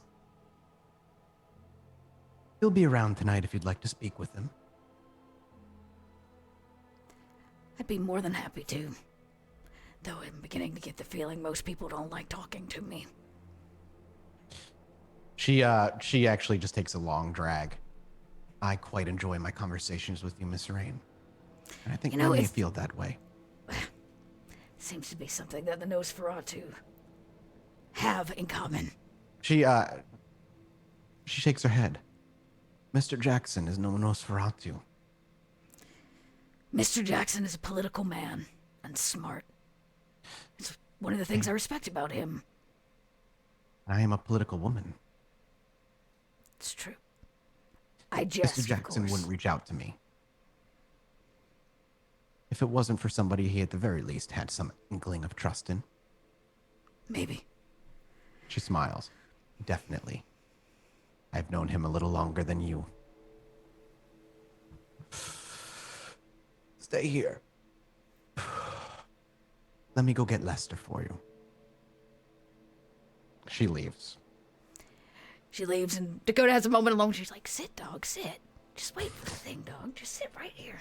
You know, she's just kind of like, nobody really wants to fucking talk to Dakota, even though she's trying really fucking hard. Creature's rubbed her all the wrong ways, like sandpaper, the wrong direction. Eventually, however, Edith does return with a man by her side, clean shaven, with long, elegant brown hair that goes probably down to like his mid-torso, a defined cleft chin, and a man of clearly Native American descent. Jean jacket, boring t-shirt, and long ripped jeans with some work boots. He steps in, not saying any words, though Edith has her arm under his.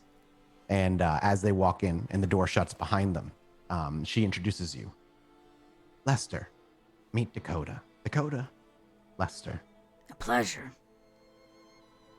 He just nods. Well, let me leave the two of you alone. This is business that is not my own nor pertaining to my own clan. No, and she looks around. I believe security is fine enough for the two of you to speak more openly here. Thank you. And she actually just finishes the last drag of the cigarette, puts it out at a nearby ashtray, and then leaves. Lester stands 2 or 3 feet away from you. His hands are in his pockets rather, and he just kind of looks at you. I gesture for a seat. As you do, he pulls up like a metal chair, a metal folding chair, and he just pops it open and sits on it. Let me guess. You're not a man of many words. He smiles. That's not what Edith would say. Well, you haven't said anything, so I'm having to make assumptions. You were the one looking for more of us, I guess, and here I am. I'm interested in meeting more of us. It seems that we're few and far between, and those of us that are out there work really, really hard to hide. Why? He actually looks at you confusedly. What do you mean, why? Our clan is not what it once was. Not that it was ever respected amongst the Camarilla, but now we're not even a part of it officially.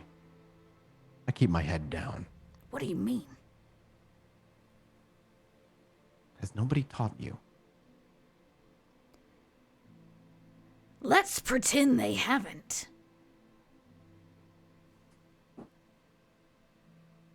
He looks at you with great interest. How old are you? Let me shut my window. I can hear people outside. Shut up in the club out there. We're talking in here. Shut up, you dumb neighbor. Shout out the window. Hey, fuck you, buddy. I'm trying to do some Twitch streams out here. This is important, asshole. Okay. Dakota says, how old I am on the outside, or how old I am on the Just inside. how old you've been around in our wonderful new life. Eh?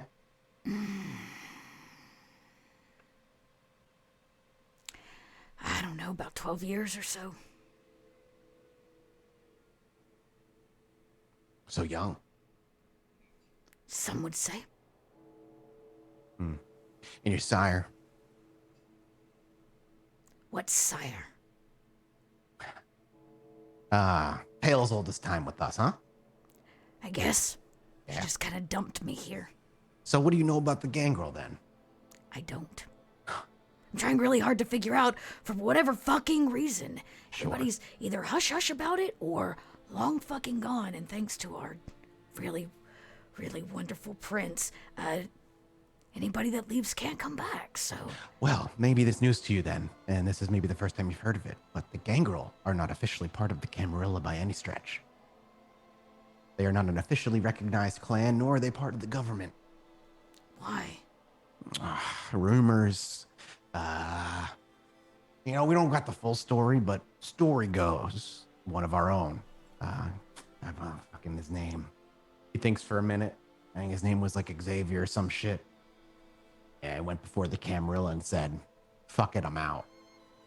Whole clan goes with him because, well, he's the representative of us. No one knows what he said. From that point on, Gangrel no longer part of the Camarilla. What do you expect the Camarilla to do about it? Our own representative took us out. In case you were wondering why the Camarilla treats us like dog shit. Yeah. I don't think that's why the Camarilla treats us like dog shit. Well, you're damn right about that. They've been treating us like dog shit for quite some time. But now they can do it without any repercussion or fear from other clans within the government. We left. Of our own volition, after all. So what? You okay with that? He shrugs. Can't really change my life all that much. About your life. Lester. How long have you been around? Few decades here in Chicago. He actually stops for a minute.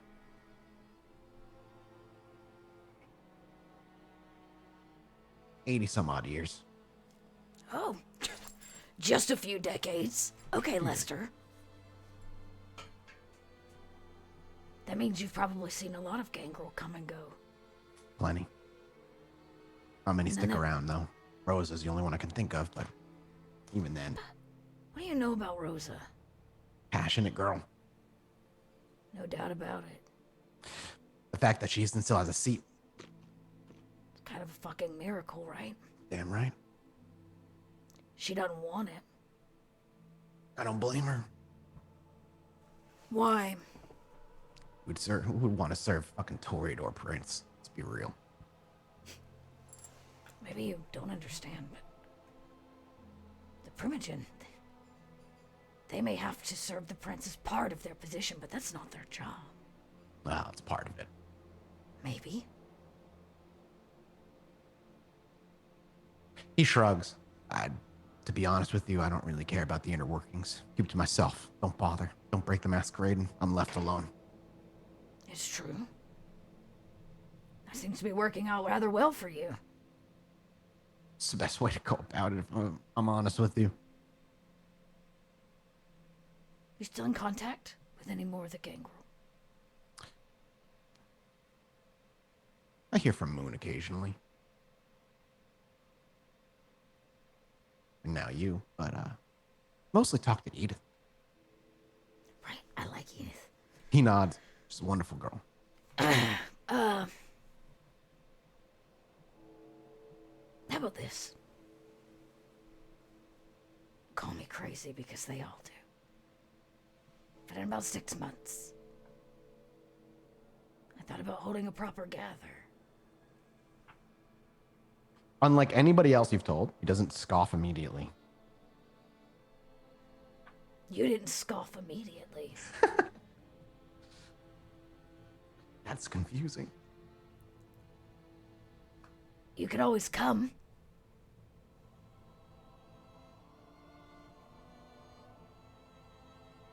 Maybe have a invite location a few picked out? gangrel. I do. There's a train yard in the south side of the city. It falls in my domain. It bumps up against old Anarch territory. I'm hoping that if anybody wants to come in the city, they can slip in through Anarch territory. Join us. They'll have a place to stay. And, you know,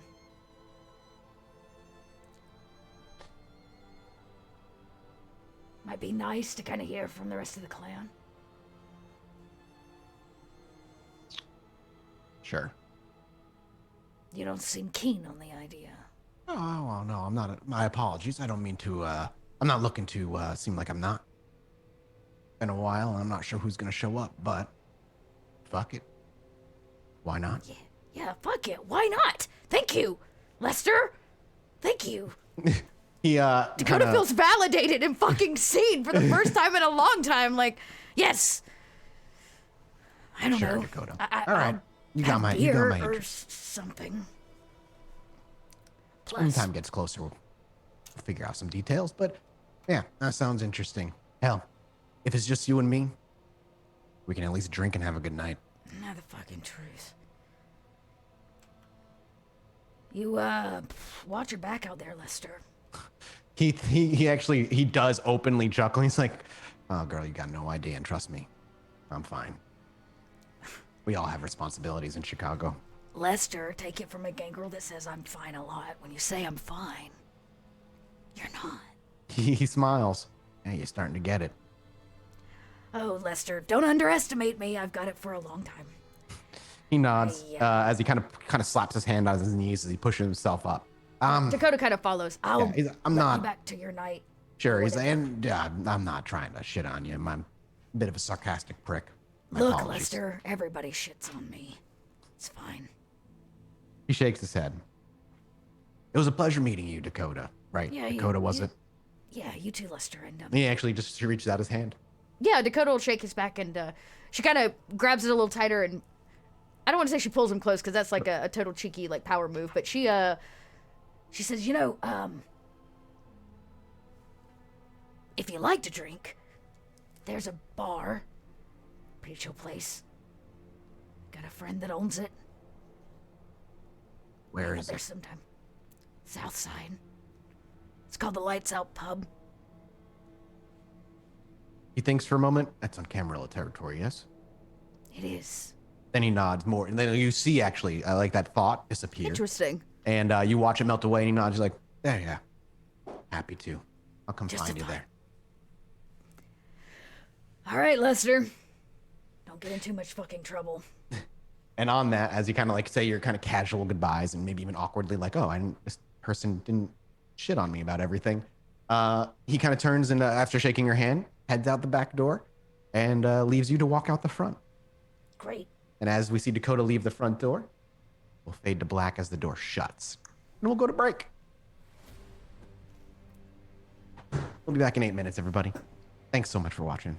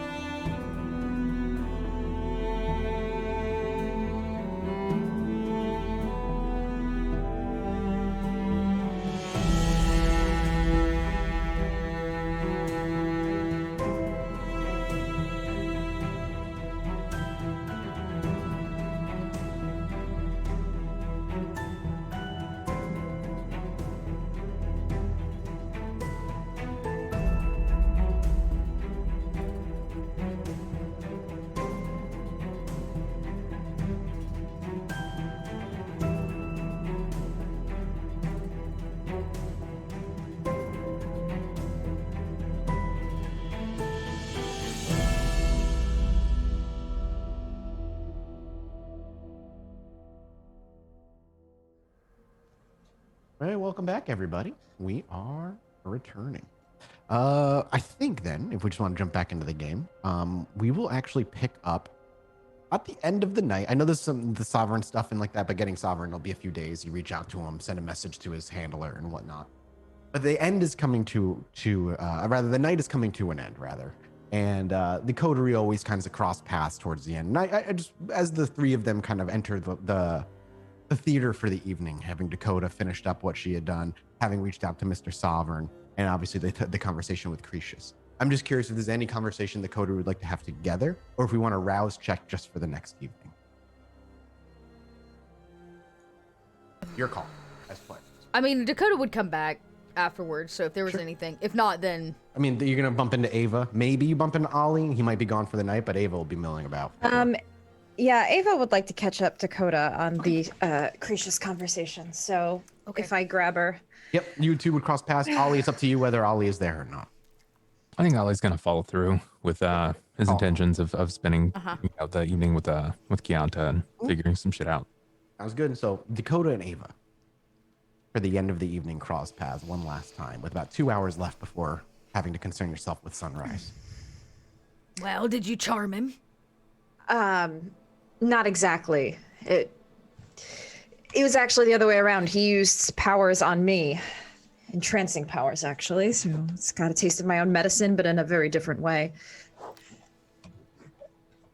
I felt like I needed to say more to Cretius before we left. And whatever I said... Clearly he did too. Yeah. What I had to say, I think, didn't sit well with him.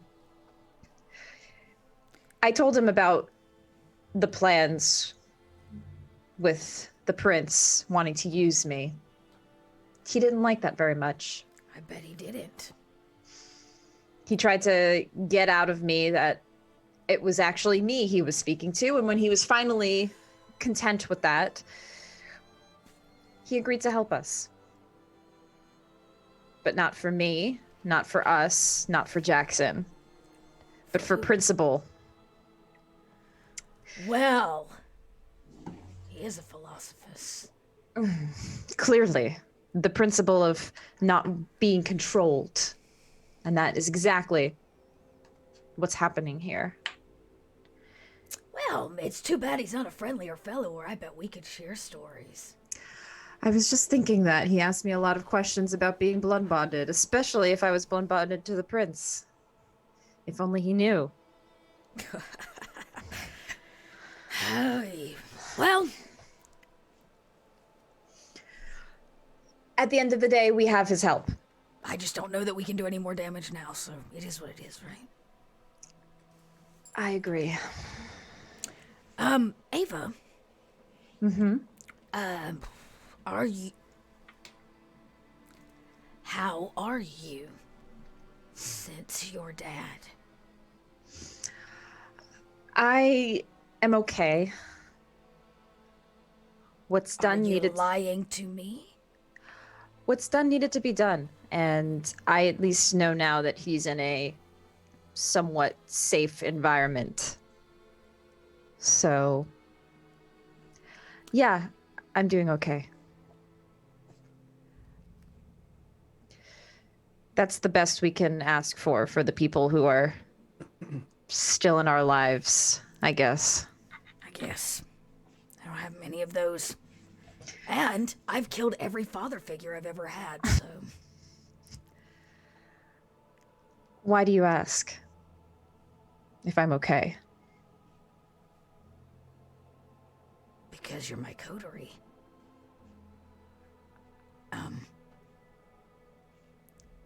Was that bad? Should I not have done that? No. I appreciate you asking. It's actually nice to be asked about sometimes. Yeah, I mean, I can't, like I said, I don't really understand fatherly love very well. But I imagine seeing him under torture is not easy. It was weird. I would say it was harder to have normal conversations with him again. Like going out to dinner with him and talking with him like he was my father again, despite him not being in my life for so many years. I don't know. Just because he's not in your life doesn't make him not your father. Yeah, and I was beginning to believe that as we were rekindling, I guess. And it is nice to have somebody like that around. I can only imagine. I'm sorry that your experiences were not the same. It's okay. Men suck. It's fine. They That's kind of not do. your fault. How are you doing? Yeah, bub, I see that face. But not Ollie. Ollie's great. Down with the patriarchy, down. Dakota's got a little bit of a skewed perspective, but for all the right reasons. So. Okay, fine. Well, great. I'm gonna go sleep on a boat now. Are you sure? Are you okay? Is everything going good? I know you've been out like doing your thing. Well, I had the glory of meeting McTavish. Now that's a charming fella. Oh, what did it? Was it everything that you had expected? Did he live up to the hype? He was Russian for some reason. Yeah, tonight he was. He had a frog in his I need throat voice that acting spoke lessons. Russian. So I'm very limited in my range here. Yeah, Dakota says, I have stopped getting my hopes up, Ava Harris. He was, exactly, I guess, what I expected. It's no wonder they don't want us around, you know.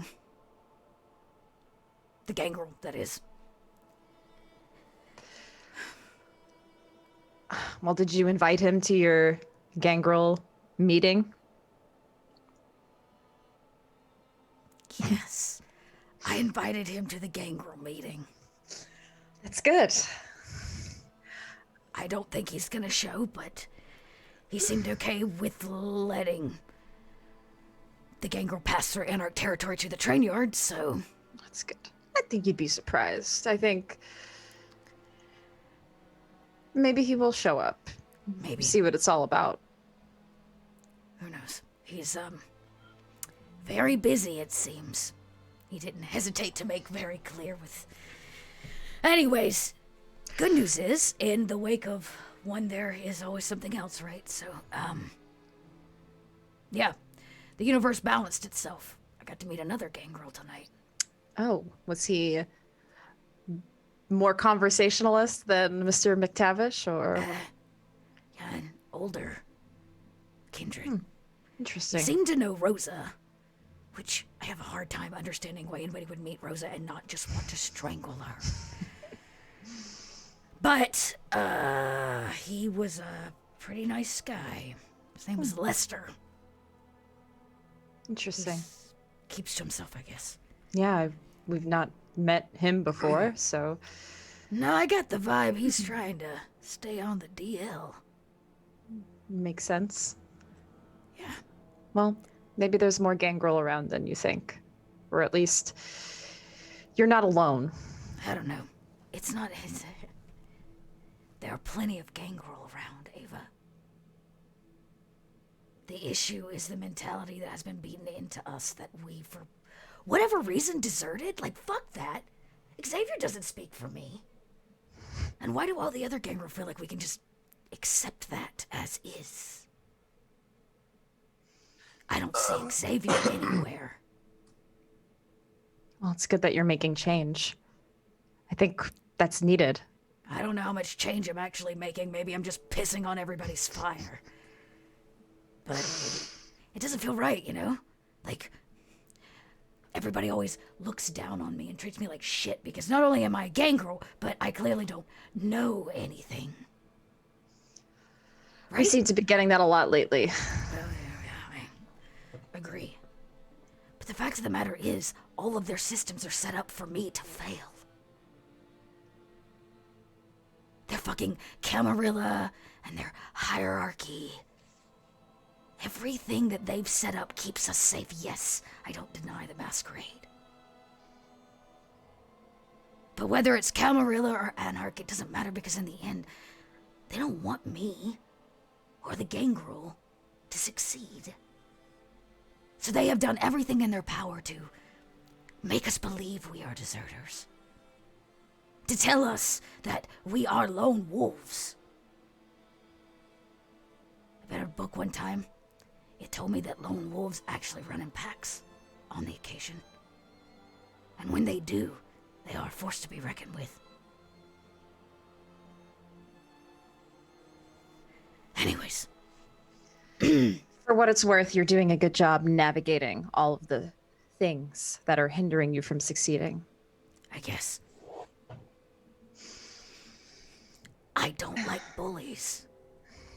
Bella and Sybil, they're bullies. I know. Every once in a while, though, the nerd gets to stand up to their bully. And they never see it coming. So cheers, Ava Heloise, to standing up to our bullies. I agree. On one more note, Dakota, more thing I wanted to bring up with you. You know, Ollie has been asking about you a lot. Yeah. He came by the boat the other night. Oh. He was, yeah. I think he has been wanting to do something to show his appreciation of you. Okay. I just wanted you to know. I think he still really cares about you, and I know you care about him. But I noticed that things are a little... The air is a little different between the two of you. I don't know how to put Suddenly this... in the room, the mood changes from intense political discussions as Dakota realizes we're about to have a relationship talk. No. Yep. I only talk politics. Nope. Ava's got to get down. Yeah. She got to have that talk. I just, I want to see how you're doing. I care about the two of you very much. And so I just... See, Ava, you get me talking, right? And then you poke and you prod, and then I want to keep talking to you. But why? So let's keep talking. It's not... I didn't just butter you up to have this kind of conversation. I actually genuinely am curious and want to see if you want to confide in some of your feelings, that I'm here to talk about it. I don't. That's the funny thing. See, I don't, Ava, want to confide any of my feelings. I want most of them to just go away because they are complicated and they cause problems. I know. And they make me very angry. Or sometimes even when I'm not angry, people think I'm fucking angry and I don't understand. That sounds about right for feelings. Like, gracious, I was being nice. What is it with the brouhaha? Like, do I just come off, like, not nice? They clearly are set off by everything, so I'm not going to try to figure out brouhaha. Is there something, like, wrong with me? No, there's nothing wrong with you. If there was something wrong with you, Ollie wouldn't be trying so hard to try to show you he cares. I know Ollie cares. Ava, it's not about Ollie caring. You want a real talk? You say there's nothing wrong with me, right? But I can't get anybody to stand within 6 feet of me.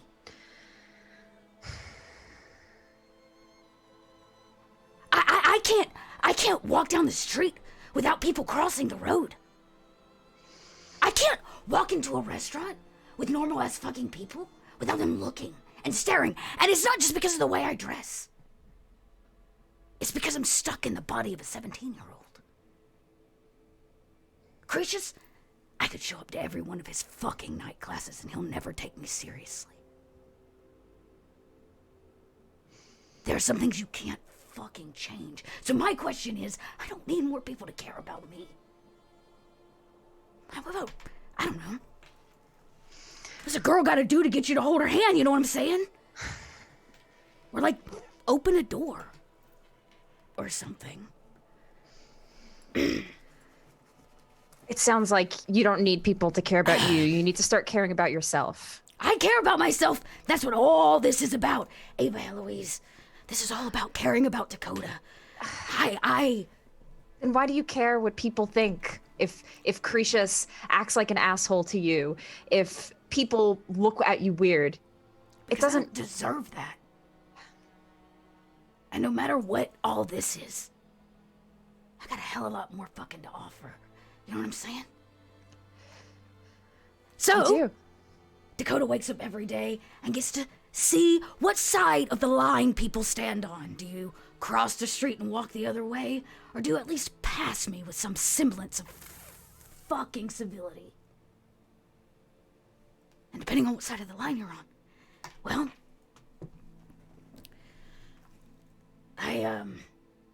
I got a book calling my name and 2 dogs that need feeding, so, I'll catch you on the flip side, Ava. See you tomorrow. And that tense goodbye. The camera will go dark. Everybody needs to roll me a rouse check for the next evening.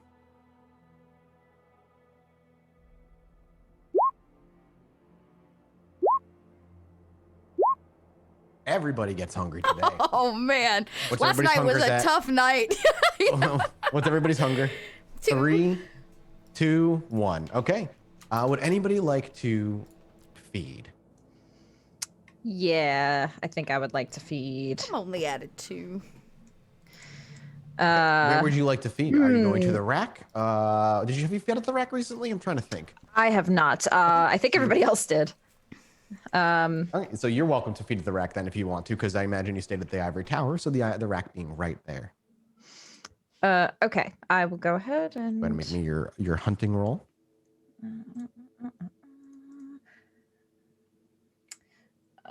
Sorry, let me just. Who here has a BP of 2? Just Ava. Me. All right, Ava, just as something to keep in mind because I will forget. And from now on, always just BP 2. You always get 1 extra die added to any discipline attempts you make. Oh Cool. damn! I forgot about that. Yeah, just remember that. That's important. That's To why any- That's why Cretius got to roll a pool of 14. He immediately gets +4 because of his BP. Oh, because he's so old. Duh. Ooh, Ava. Oh. Oh. Would you like to use a willpower to re-roll that 10 and not accidentally crit? Yeah. What's your willpower at right now? Actually, I have 1 willpower left, so I will be at 0. Ooh, you'll go right down to exhaustion. You'll be at like 50% capacity for the rest of the session. Well, let me give you the actual penalties of running out of willpower, so you don't have to make. Those eyelashes, You're starting girl. to see why hunger is like dangerous in this game, dude. Willpower. I just want to make sure we make. Why is it always the rack? Why? Again, Dakota's learned to avoid certain places. The rack and Madison are on the top of that list. Why? Just stay out of there. There's trouble. Why is it always here? Where is running out of willpower here? This place is cursed. You got that DM screen? I think it highlights it there. Oh, is it Mathis. in the DM screen? I think Let it's me on do that DM then. screen Instead that of using that the friggin' gift book. I gave you. Not that the book is Or you not. sent us. Not that the Not that the book is like bad. It's just disorganized. It's just not a quick, like it has everything there when you take Oh yeah, a moment. but there's 2 separate sections. I think it's like it's a negative to the pool. I think it's where's 2. Where's the thing I sent? Did we not pin it? I thought we pinned it. Shit, hang on, let me go see. I got you. I think I have it. It'd be so much easier to have that. It is.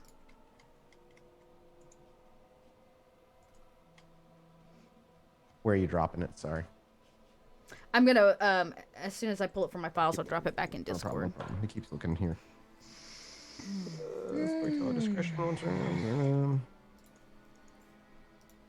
Yeah, see, this is the problem. So you go over here to willpower. It's not this section of willpower. It's the section 50 pages behind it that actually is the power that the one I need. Why does it do that? Put willpower all in one friggin' section, please. Oh shit, I had tea on the kettle. Hold on, while you're looking that up. Yep, no problem. Got it. Found it. I don't see where it gives me my penalty. Here we go. Yeah, let's see Moving if it's this on there. over. Putting this here. Boom. Boom. PDF. Let's see. ST screen says. Drum roll.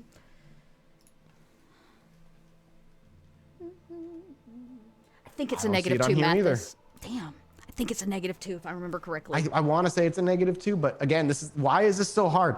God, White Wolf, I love your games, but fucking 20 years and you still can't fucking organize a book normally. Jesus Christ. I know you don't want to copy D&D, but please, God, copy D&D. It's so much more useful. I don't have to look at 3 separate sections to figure out what the penalty is for losing your willpower. If chat has the answer, I don't have chat up, I think so... it's 2. I think Minus Is that what chat's 2. saying? minus Yep. 2 is what chat's saying. Multiple. So you would have -2 to what, though? Is it just physical, or is it physical, mental... Mental. Here we go. A character- Mental and finally, social. Finally. A character with no willpower points left through either type of damage or is impaired, receiving a -2 on social and mental stats. They still get to roll 1 die if required to their roll as per usual if they run down to 0. So it's only social and mental. It's not physical. I mean, that's important for you because you're a Toreador. I'm social, yeah. So it depends on what you want to do. Would you like to messy crit on a feat? I don't want a messy crit, so I think I'm gonna exhaust myself. Okay, reroll that. Just reroll that 1d10. That's Just all you need to do. reroll So one. reroll 1d10. Yep. All right. Watch me roll 10. Okay, so that's just a normal. What? Normal success. Oh, okay, gotcha. So I was like, Yeah. what is it? Okay, yep. So instead of messy critting, Messy you crit. just succeed with just a total of 5, and you are able to feed down to 1. However, for the rest of the session, you are now at a -2 in anything that requires mental or social pools. Okay. So you feel this exhaustion. It's a bizarre feeling. Have you ever run out of willpower in this game yet? I don't think so. I don't think so either. Unlike when you were mortal, when you feel your body tired and wanting to just lie down and just kind of sort through the thoughts and hopefully regain your energy. As you finish feeding here, you could even feel the beast rise to the back of your throat where it was ready to consume and satiate completely to give you a night of no itch and no hunger. But you swallowed it. And down went the beast along with the vitae, and you were able to pull your fangs free from this mortal that was dancing with you for maybe only 10 minutes in the club as you kind of just went in, moved around a bit, scooped somebody out and left. But as you pull back and you lick the wounds closed and you feel your blood thicken and that hunger become nothing more than a small nagging thought in the back of your mind, the world itself seems to feel a little more sluggish. Your thoughts struggle to come to cohesion any faster. And when you talk to people, you're distracted. A consistent thought of that little hunger comes forward and almost dominates you every so often, where your mind wanders, or even just pulling forth the necessary willpower to put forth the effort to be social feels not worth it. The kindred, or rather the kind, are cows, and putting forth effort is exhausting. And tonight, after all you've gone through, you just don't have it in you to put forth that effort as needed. You're fed. The 3 of you get together, as you typically do. Words are exchanged, and unless there's any deep conversation, Mr. Sovereign does return the reach out. He has put reservations in a high-end steakhouse down in downtown Chicago that he'd like to have you meet him at on this evening in about 2 hours' time. When you look at this place, you do a little research. This place has earned some Michelin stars. So I'm gonna have to come nice. Oh yeah, Okay, this well, is probably the fanciest place anyone with the save maybe Ava has been to in at least fucking years and years and years. have fun. Dakota very as it's kind of as the information is, there's no Dakota way I quickly can is like go not in no, there not going. Dakota. without drawing attention. Not with that kind of attitude. Dakota, why don't we get you some new attire? Remind me again why I need to dress up to go to dinner with Sovereign. Because it's a fancy place, and that's just what people do at these things. He's a Ventru. He likes to live lavishly. This is But y'all don't need me. You don't need me there. It's not about needing. What if it's just about one thing? But moreover, while that's partially true, it's not needed. This domain belongs to the three of you. This is a business deal for this domain. You're the board. No In a weird way, you're like I'm a venture gonna board. successfully go to dinner with all of you and not at some point fuck up royally. The last thing we need are furry ears at dinner. Did that happen at any of our previous meetings? No. But a little risk management never hurt anyone. Ollie I bet reaches Clyde out. would say that if he still had his face. Look, if you don't want to go, then you don't want to go. But I'd like for you to be there. And I didn't say anything before, and I don't know if Ava said anything, but I gave her some money so that she could take you out and get you some nice clothes. Not that there's anything wrong with what you got on, because you're rocking it. You're stellar, all right? You're shooting fucking star. You always have been. But there's nothing wrong with feeling good. I feel good. And that place will not make me feel good. How about this? You both owe me a night of the Painted Lady, free of your business and your ghouls and your makeup and your shit, if even one fucking person stares at me the wrong way. Ava. Huh?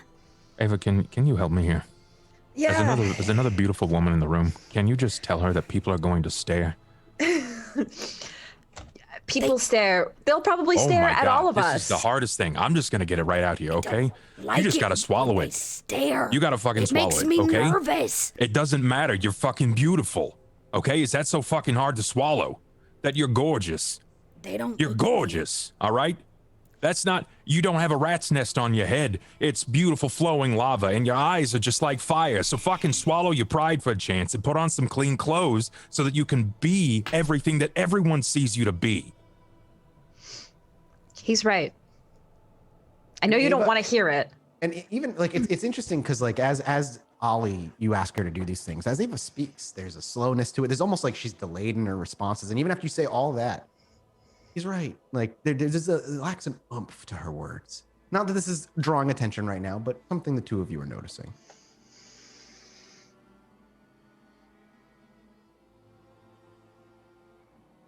But if you want, Dakota, we can.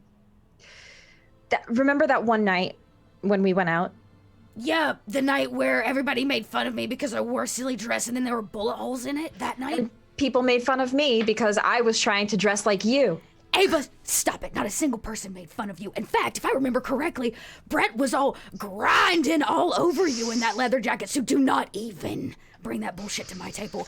I will get dressed up, and I will go to dinner. Look, if you don't have to wheel and deal with me, if you want me to go somewhere with you, all you have to do is hint. Okay, all I want to do is be by your side and give you everything you want. Ollie, was that before or after I handed you a book of every bit of my feelings? Or was that before or after I've dumped them out at your doorstep? When I came to you in your own bedroom where you were half naked, was that before or after that where I've made it very clear? I'll see you both at dinner. I gotta go find a dress. Is Dakota on the verge of frenzying? Kicks the door open. No, I'm maybe. curious. I know this sounds funny, but is this bring out a fury in her? It did. Well, I remember that one time that Ava really pissed off Dakota, and Did, maybe, kind of, sort of. I'm just curious. Because I'm picking up just on the outside. Dakota seems incredibly. She is very 'cause frustrated. There's clearly social anxiety involved, mixed with the emotion, the relationship. Yeah, et she's cetera, et frustrated, cetera. that's for sure. If you'd like to, you may make me an optional frenzy roll if you so choose. Well, that's the worst that can happen, right? It'd be the lowest of difficulties. This is so- just like someone kicking the nest and like. Y'all, I'm so sorry. I have to put my glasses on. There are too many boxes for the frenzy roll. And I can't see which one's Oh which. man, Dakota, what happened? I'm sorry. Okay, so it's the God. frenzy box. Okay, so my willpower now is 4. Because I only recovered the 2. My humanity is 5. Oh, God. Oh. I am actually an old woman. Willpower. Ida. I really am. Willpower 5. No, God. I'm gonna get this right. 4, 5. No modifiers. Nope. Okay. I rolled Perfect. a 2. You needed 2. Okay. That's all you needed. Great. She clearly heats up. She storms out, kind of in this huff. Hard to tell. She's mad at anyone in particular, the situation, just her lot in life. But Dakota does leave in quite a tornado of emotion out the front door, leaving Ava and Ollie kind of like alone for a moment. Ava once again, doesn't need to sigh, but she sighs. Well, Yeah, that memory. went well. Yeah, I get that too. Yeah. Sometimes you just need to sigh. I try with Dakota and I know you do too, obviously, to make her see how valuable she is, but it's gonna take. She doesn't want us. She doesn't. Dakota hasn't wanted us. I constantly hear about how nobody's on her side, how nobody's got her back. She doesn't want us. She wants the rest of the world to have her back. That's why she's looking for the gangrel. She doesn't feel represented. She doesn't feel seen. She doesn't feel heard. But she doesn't want us to see and hear her. Yep. Yeah, you're right. I wish we were enough, but I understand that she needs more. I totally get that. As somebody who needs validation from many social circles, I know. It's whatever. Does Ollie decide to head down to the steakhouse from this point on? Ollie goes and gets dressed. Okay. Does Ava help Dakota get dressed, or does she? I was going to, but after Dakota stormed off, maybe she'll just. I will make one last attempt. If I can find Dakota, I'll be like, "Hey, do you need help, or do you want, a buddy to go shopping I don't or even something?" know where Dakota would know to go. I don't even know, if I can find her. I imagine. if Correct I me if I'm can. wrong. Yeah, no, correct me if I'm wrong, because Dakota would initially be going out on her own. Her first thought would be where Ava has taken her in the past, downtown, where nice shops are, because that's pretty much where the nice people go shopping, or like the nice rich people end up going shopping. Would that be where Dakota goes? Just instinctively, just trying to remember where Ava's brought her in the past, or was there somebody else? Or was somewhere else she would go? Okay, this is Dakota, y'all. Which means she's probably not going to choose a store. What she's going to do is go to the rack Okay, yeah. and look at what everybody else is wearing Doing and pick some somebody shopping. I thought you out were gonna and then take somebody's take clothes. somebody else's shit. That's how Dakota works. Smart. What? Oh, God. I have no idea. I imagine that Ava, oh, God. Okay, if Ava comes out pretty quickly, I'd imagine Dakota's not actually gotten very far. Let's be real. And She's then I imagine probably, Ava would have like, found her very quickly. Yeah, angry in an alleyway somewhere, just like, yeah. I may just kind of yell down to Dakota, if you need the help, I'm willing to help. But if you want to be on your own, that's also fine. Kind of catching up from her as Dakota makes her way down the sidewalk. You hear Yeah, the clacking like, of heels. Dakota, back. Dakota. You know that this is my thing. I really like dressing people up, but I totally get it if you want to do your own thing. It's not that I...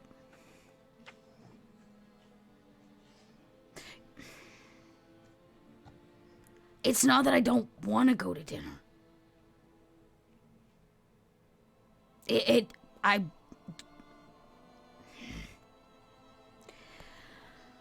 You can polish a turd, Ava. Guess what?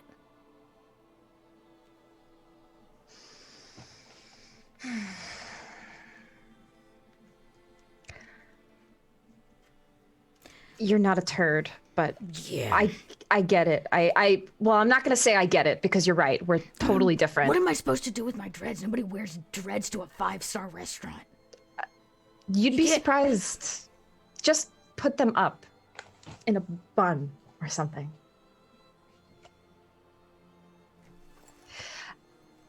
feel like I'm a circle being squeezed into a square hole, you know? I know. But the more you do it, the more you might get used to it. Try something different. You may like it. I don't know. It doesn't have to, you don't have to look like a stuffy Ventru or a fancy Toreador. You don't have to look like us. You have your own style. Yeah. It's just we can't be wearing clothes that look like we pulled them off of somebody Else? on the street. I did. I know you did. Okay. Fine. Look, if you want to, we can do it your way. I want to wear However, pants. I don't want to wear a dress. pants are great. Women in pants, especially pantsuits, look really good. Just saying. It's pretty hot. But I'm not going to wear a suit. I just... okay. Dress pants also look really great. You're making this hard, Ava. Oh my gosh. Okay, I'm sorry. You look, if we want to do it, we can do it your way. I will not force my own styles on you. I'll just I'm going to look foolish. offer You know help. that, right? You're not gonna look. Oh my gosh. That's why I'm here to help. And as like this frustrated, no, God, I'm here to help. And you like Ava's arm goes over her shoulder. We watch as they kind of like mingle into the mortals and begin shopping. So the question is, what do we buy Dakota? So let's say, what does Ava try to dress her as? And then how does Dakota adjust that? Well, she wants pants. Okay. Pants are fine. We could do like a dress pant. Ava would suggest wearing, she likes boots. So perhaps a long boot. It may have a slight heel to it. Keep it something small since she's not used to Like walking on heels. a small boot, nice like lace up or like tie up boots, fancy boots. Okay, now the top. What would we get for? Ava would suggest a blazer. I know she's probably not gonna want the blazer, but that's what she would suggest. And it's not like a stuffy blazer. There are very stylish blazers out there. Otherwise, maybe like a long dress shirt. Would that be something Dakota would be okay with? Blazer, dress shirt. Oh, God. Okay, it's gonna be this is The what lace-up happens. boot. Ava, I'm about to send you something. I'm Okay. gonna send it to you so I that think we send can it to me we can too. I will. I'm gonna send it. I will. I was just Because thinking this'll of going be to. because here's the thing. Probably what's actually gonna happen is it's gonna be the dress shirt that Dakota fucking hates. So, because she can get away with it, she chooses not to fucking wear one. All right, that works perfect.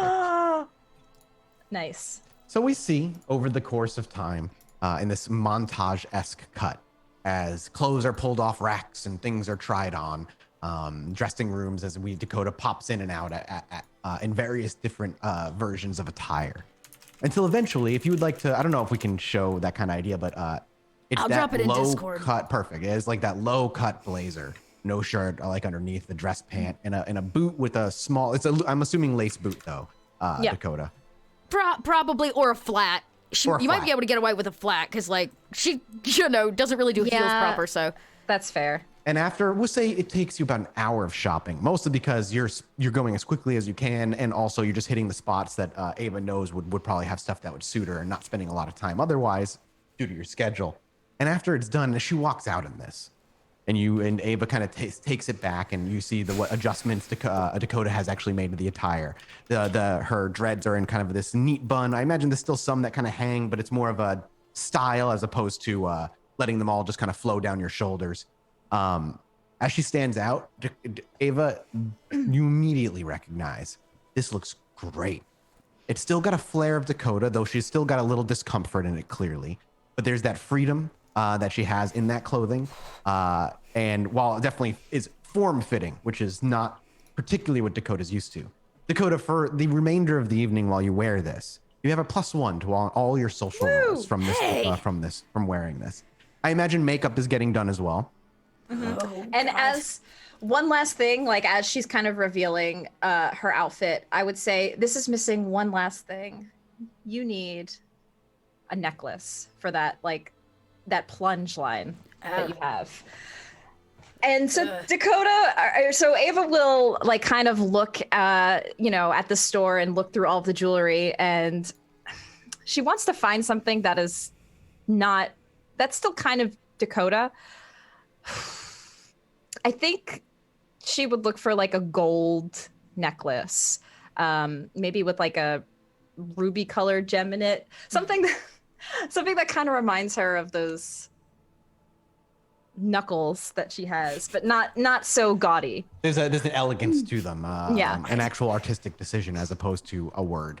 And you find a really solid gold necklace with gorgeous chains that come down to kind of that really follow that plunge line well into the center, where that you have a small red gem, the ruby in it, but it's surrounded by a thick gold plating where, if you ripped it off the chain, removed the ruby, and it was just that, it's kind of gaudy, kind of like solid, just a square with minimal design. But with the ruby in it to draw the eye to the center, the elegant chains that flow outward with a few kind of flares near it, really kind of brings this elegance to this really solid, thick square, more or less, of gold that holds the ruby inside. See, like a prism Dakota, for the ruby in a way. You worry that people will be drawn to other aspects of you, your hair, the way your demeanor is, but just adding a little accent like this and their eyes will draw somewhere completely different. And she pokes she reaches her over and she clasps it, and as she finishes, as she's saying it, her long fingernail traces your chest down the center of the plunge line, right to the center where she thinks the ruby. And then she winks. You remember those frogs in biology class? The ones that were all like played open and... Yes. That's how I feel right now. I'm really raw. It's okay, it's fine. Just can we not talk about it? Let's just let's just make dinner happen. Come now, and I'll like put as Dakota hurriedly gets ready to leave, and she's like, as long as I don't look at it and I don't see myself, it'll be fine. So hyper focused on the fact that she desperately just wants to leave. She walks out the doors without even thinking about paying, and it sets the alarms off. There's a quick little kerfuffle before Ava's like, no, I'll just pay. Sorry, my bad. And you pay for it and whatnot, and then quietly you're able to leave the place as you make your way out. I don't usually pay for clothes. That's the second step I don't usually think about. Exactly. And it is taken care of. The meeting place is the steakhouse, somewhere deep within the downtown Chicago, as the three of you will kind of all gather at the front. Ava, what are you wearing in this night? What you typically wear would suit this place on any given night, but you could, of course, go above and beyond and absolutely blow people's minds out of the water if you so chose. I think Ava's gonna wear something, not for any reason, but something that's kind of similar to what Bella would wear. Usually she has like these long red gowns. So I think Ava will dress up the part and wear a red gown, her hair tied back. So kind of like back in a very neat bun. And also like a more subtle necklace from Dakota's, a very like small silver necklace to accent. I love this image. As we arrive, as the camera arrives over by the steakhouse, Ollie is there early, prepared and ready for this meeting. Ollie, are you because you stepped away, now you're back in a gorgeous little vest and suit. I imagine you're like dressed to the nines. Yeah. Ollie, as you're dressed to the nines, waiting for the rest of Dakota to arrive, the camera peers over your shoulder and actually pushes forward a little bit. We can see the two of them marching together down the block. It's an interesting sight. The gorgeous red hair of Dakota and the simple black dress and the ruby necklace underneath.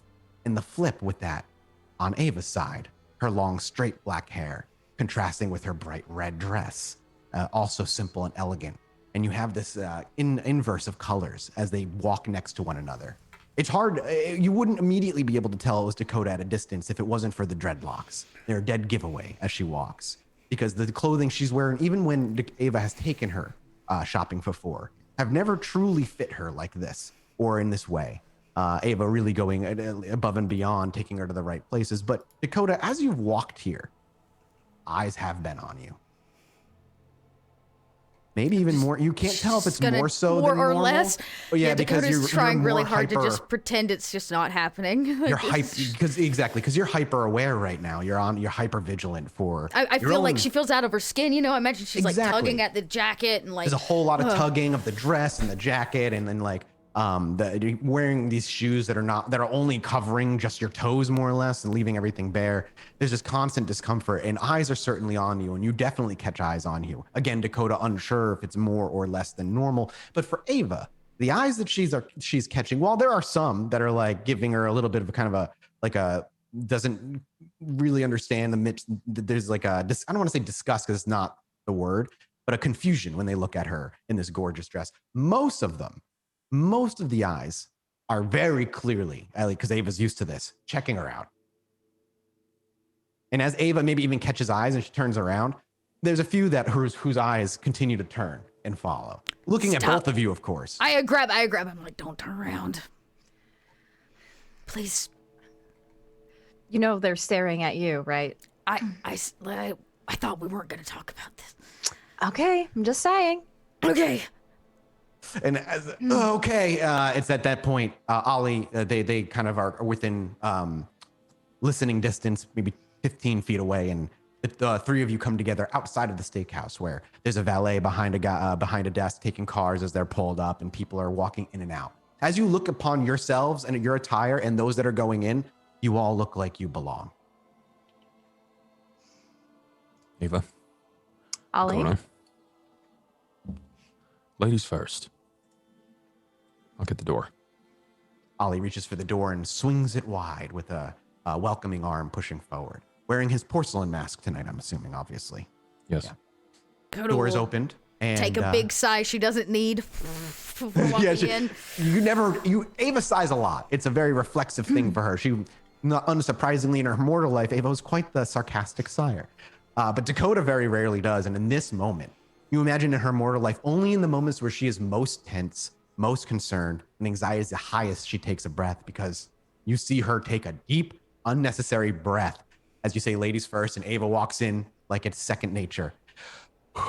And then Dakota takes a step in, followed by Ollie, who then the door slides shut behind. And as the double glass doors on the inside are brought open for both of you by employees of this restaurant on the other side, you're brought into a gorgeous restaurant filled with a warm orange dim light, a darkness here that is comforting and relaxing. The smell of food overtaking all of your senses. And if you were anybody here gonna blush of life for the evening? No. I wish. I know. Yeah, I know. Fortunate for you. That's unfortunate. No, Yeah. I will not.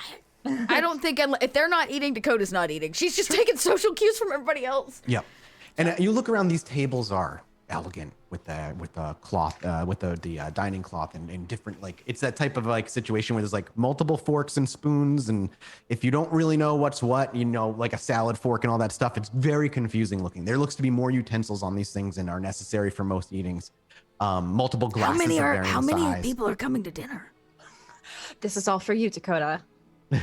And as you again, these are all different tables all set up, and there's some tables have only just a couple people having very intense discussions. There's one that's clearly a large family, all here for celebrating something, as they all have an expensive bottle of wine, and there's a lot of laughter and the like. But as you walk in, the host grabs your attention. Excuse me, do you have reservations for this evening? We do, yes. Ava steps forward. Under what name? And he quickly takes a pen and dabs it and looks to find your name. Under Alan Sovereign, we should be. And Sovereign, he Meeting is him? expecting. He looks up, and he gestures. Obviously, you must be Mr. Oliver Hopkins, and then the two of you, Dakota Rain and Ava Heloise. That is Yes. correct. He marks you off. Excellent. He motions for one of the hostesses to walk over, and she just smiles very, very pleasantly. If the three of you would follow me. And she begins to walk through the restaurant. You're brought through the entire dining room, all the way to the back. You see giant walls of wine, locked behind glass cases, kept in gorgeous, like honeycomb style wine displays. if Ollie was to get a couple looks in there, to get a couple names, knowing his alcohol, those bottles are bare. Some of those bottles are bare minimum $200 or $300 at the very least. There's some cognacs that you pass by that would get you a glass of with that cognac would be somewhere around $500. But you're continued brought past that all through the displays until there's a private dining area that you're brought to in the back. The door is swung open, and in the back is just Mr. Sovereign sitting by himself, looking, swirling a glass of wine. You can tell it's wine because of its thickness is that consistent with a drink of that kind. And 3 open chairs. As you all pile in, he gives you all a pleasant smile as he removes his glasses and folds them and tucks them into his pocket, places the glass of wine down and stands to welcome you. It is good to see the 3 of you. Please, sit. As you all sit, he too pulls his chair up underneath him. I take it then, the 3 of you have had your conversations. You've come to a decision on the proposal.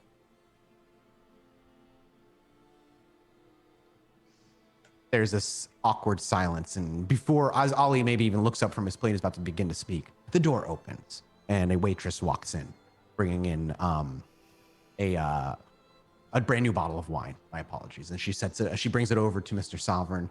She rotates it.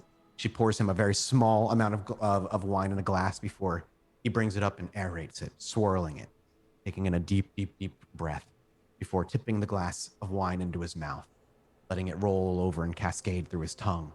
You hear him clapping his tongue a few times, and he nods and he gives her the thumbs up. And then she begins to pour each one of you a glass before she leaves.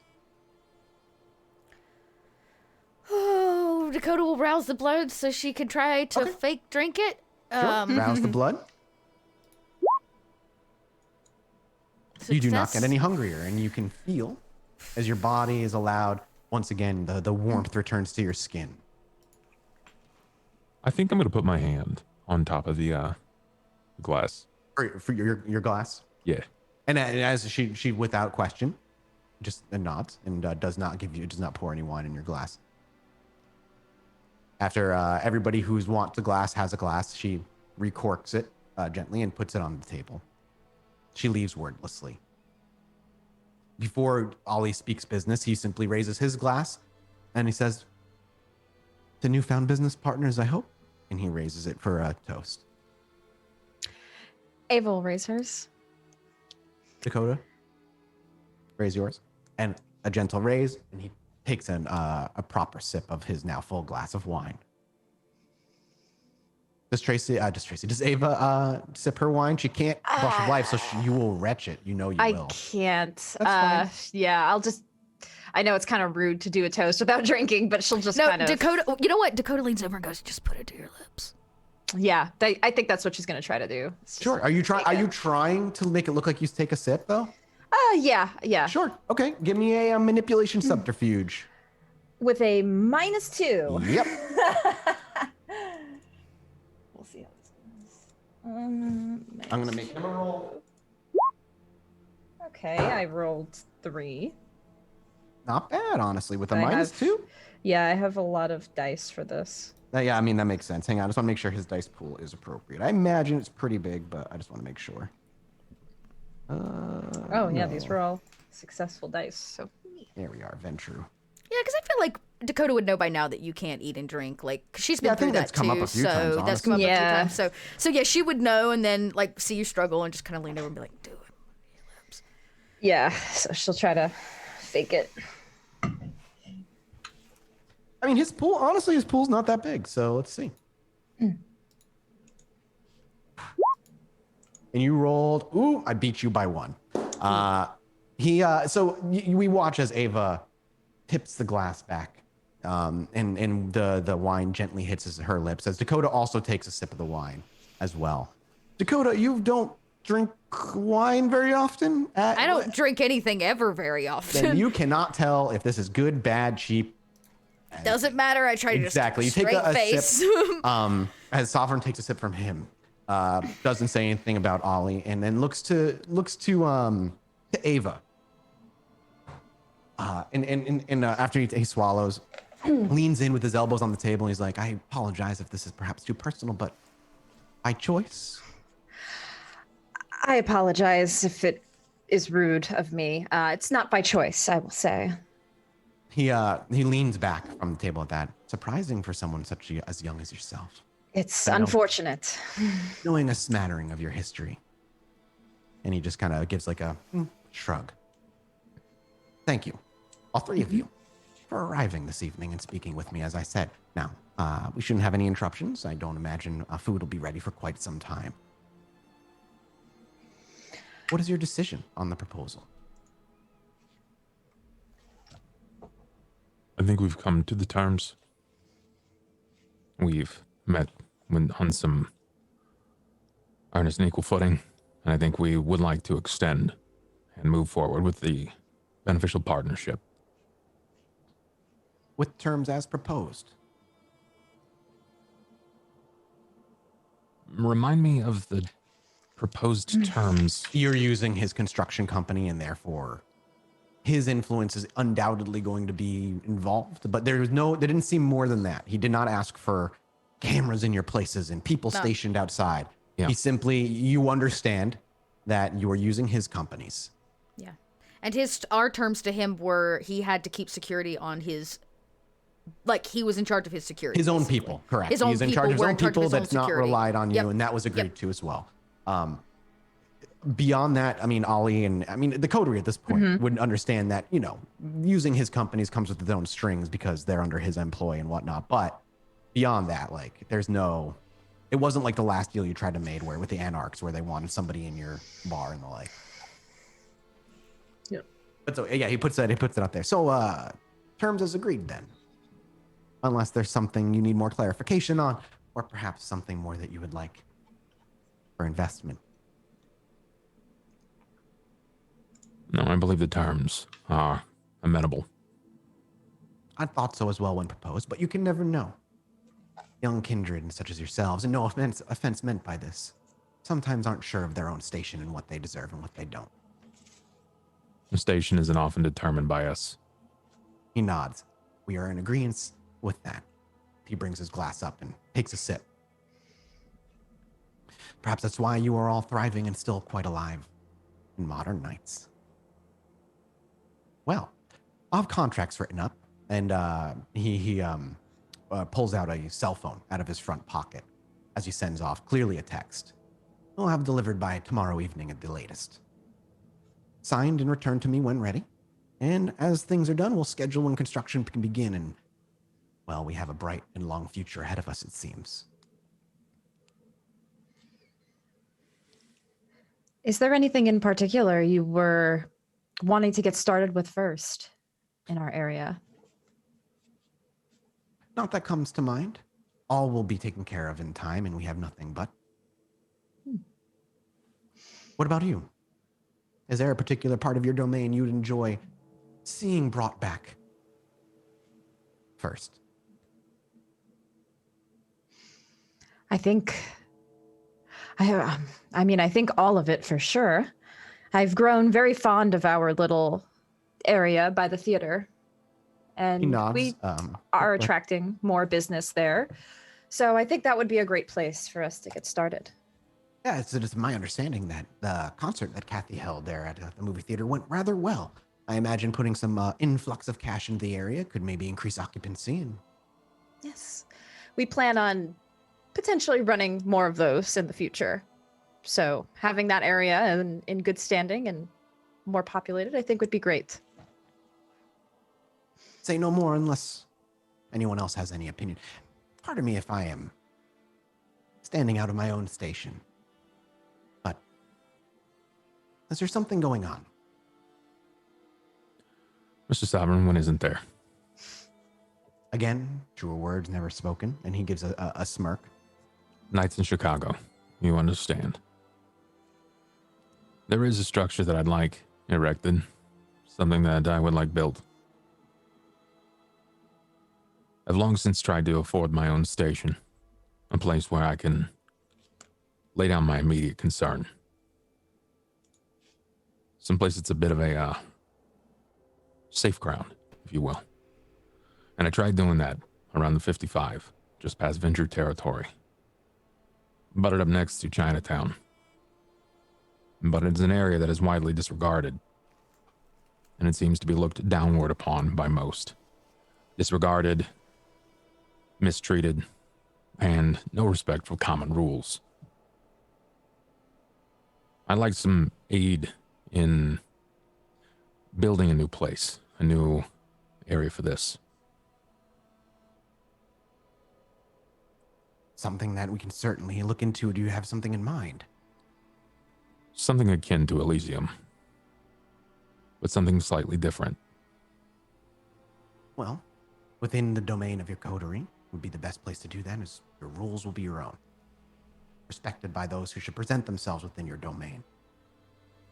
If you're looking for more than that, other than the construction of such a place, Maybe just to pick your brain at a later date. I just kind of want to supplant the idea right now. Kind of get your lead on it. See what your thoughts might be. certainly an interesting idea. Not necessarily an entirely unique one, nor one that not one that I see that being a problem in the future. But to create such a place as Elysium, without it truly being an Elysium, without the backing of the Camarilla law, will require you to put your own protections on it. Now, as much as I am amenable to helping create a place such as this physically, I am not one to have the talents nor give away those that I am in contact with who are capable of such things. I'm privy. I know that everything comes at a price. Your best bet would be to knock on the door of the Tremere. They're going to be the ones that can help you create those kinds of protections. Might have a Blood few. magic is a finicky. Might have an in with the Tremere. Or other figures that might offer similar. And it's something that I'm working on. That's my immediate concern. If I can afford some sort of blueprint of sorts, or work something out, then I'll have the print dropped off to you immediately. He nods. I'll make sure it makes it to the company that would best suit that particular project. Thank you, Mr. Sovereign. Thank you. The loud one, as he says with massive sarcasm. The pawn shop, library, and train yard. Untouched. That can be arranged. Thank you. I mean, this is your domain. My influx of money and the use of my companies will be at your particular direction and discretion. Whatever you want done, we'll take care of it. I'll take it and make it funded. Mr. Jackson sees a lot of promise in you, and Mr. Jackson is someone who has my unwavering trust. Seems to be a reoccurring theme. Mr. Jackson is he's an interesting man. He tends to operate on trust more than most. Makes for agreeable allies. Not It can make something you for- find very often. He nods. But it can also make for opportunistic enemies. But Mr. Jackson is good at one thing. It's surrounding himself with trustworthy friends. If his trust is in you, it's placed for a reason.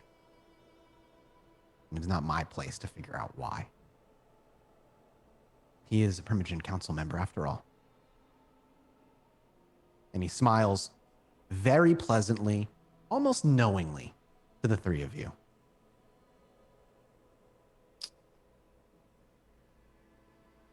Ollie At doesn't that say moment, the anything. door opens. Go ahead, Ollie. Sorry. Ollie doesn't say anything else. Sure. The door opens and in walks the meals. Beautiful, gorgeous T-bone steaks are brought to each and every one of you, cooked at a medium rare. A side of gorgeously cooked greens, roasted potatoes, and more. Ollie, at any point during this would be a victory meal for you after a good fight. but not at a place like this. At like Cheesecake Factory. A Waffle House. Dakota's probably yeah. never had a meal like this before. Not of this size This or is torture. stature. Yes.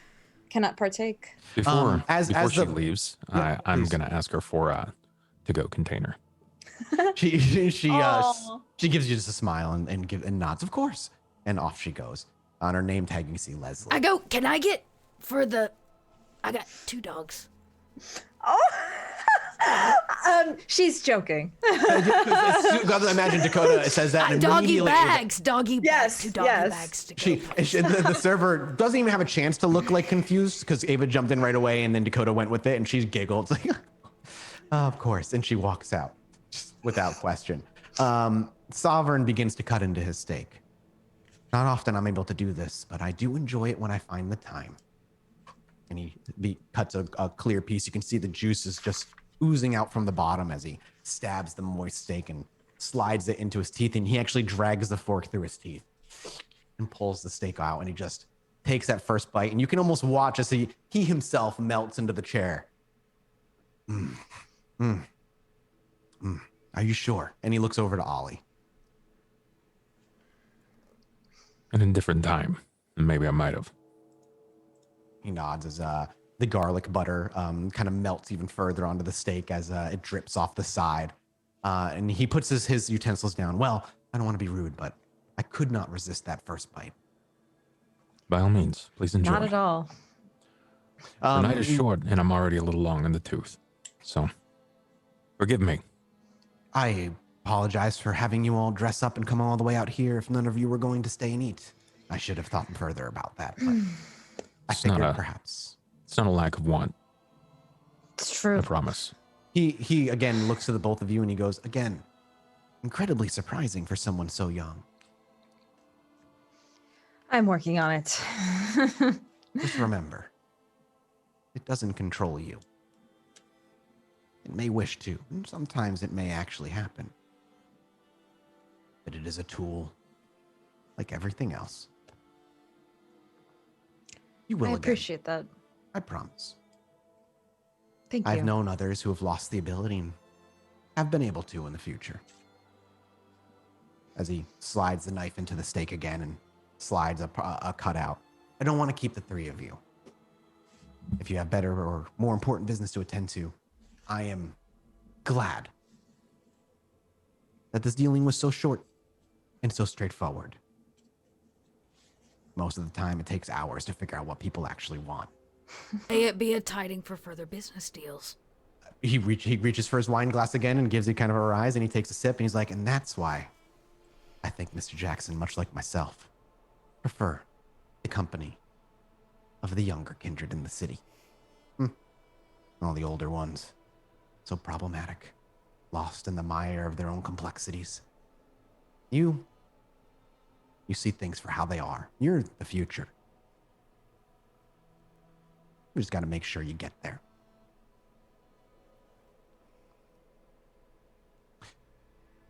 It's sweet of you, Mr. Sovereign.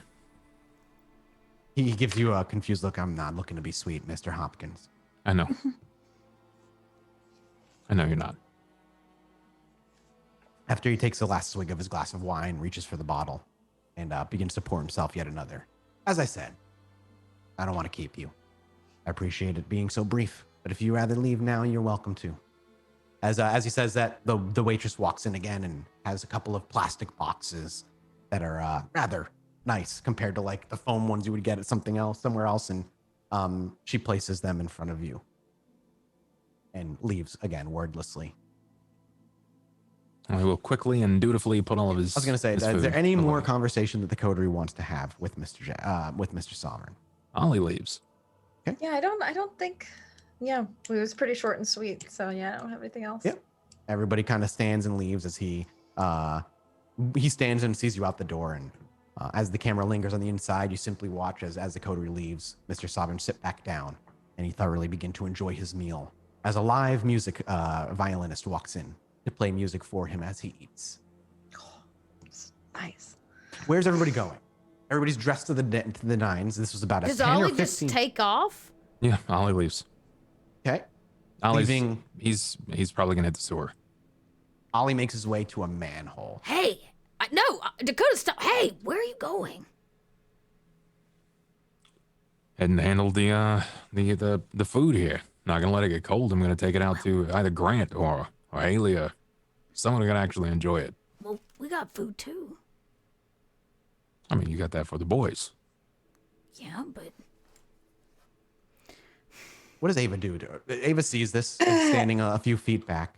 Well, if you want to pass out the food, I think that's fine. But look, the three of us got real dressed up tonight. I think maybe we could have a coterie night and go out somewhere, preferably not the rack. You want me to go to the club? Yeah, just one night. We all look great, and I'm not letting this go to waste. Yeah, well, one thing. Two, technically. First, let me drop this off. Someone that can actually enjoy the food. Two, I'm leaving if Brett's there. I just don't have it in me to deal with banana hammock tonight. Damn it. No, I'm just kidding. As the camera I guess says we're not that, going to Brett's club. as the camera watches Ollie say that over his shoulder, slightly out of focus, we see Brett kind of eke back around the corner. He just appears. He was like, never mind. what if we don't do any of that? There are other fancy ass places, right? Yeah. I mean, I don't know anything about being fancy, but there's got to be somewhere we can go that doesn't have banana hammocks and chains on the wall. Oh yeah. You guys were talking about going to Edith's place. My bad. I thought you were just gonna pick a club. I think that's what Ollie was hinting what I was at, right? suggesting. Yeah, that's what I Ollie figured was as much. hinting at. Yeah. So just avoid the two places he typically shows up, which is Edith's and his own bar. I assume Ava might know of some other places to take. Like Dakota can't put words in, Yeah, but no, like, no, is yeah. there like a swanky cigar bar? Oh yeah. or like And a literally you lounge? Literally, you tell me what you would take the coterie to. I mean, you're in a city. You're gonna find it. Mm-hmm. So if you want to do like a really gorgeous like cigar lounge, you would all blend in perfectly there. Like an expensive fucking cigar lounge. If you want to go to like a hookah bar or something, if you want to go to like a high end I got a bar, boat.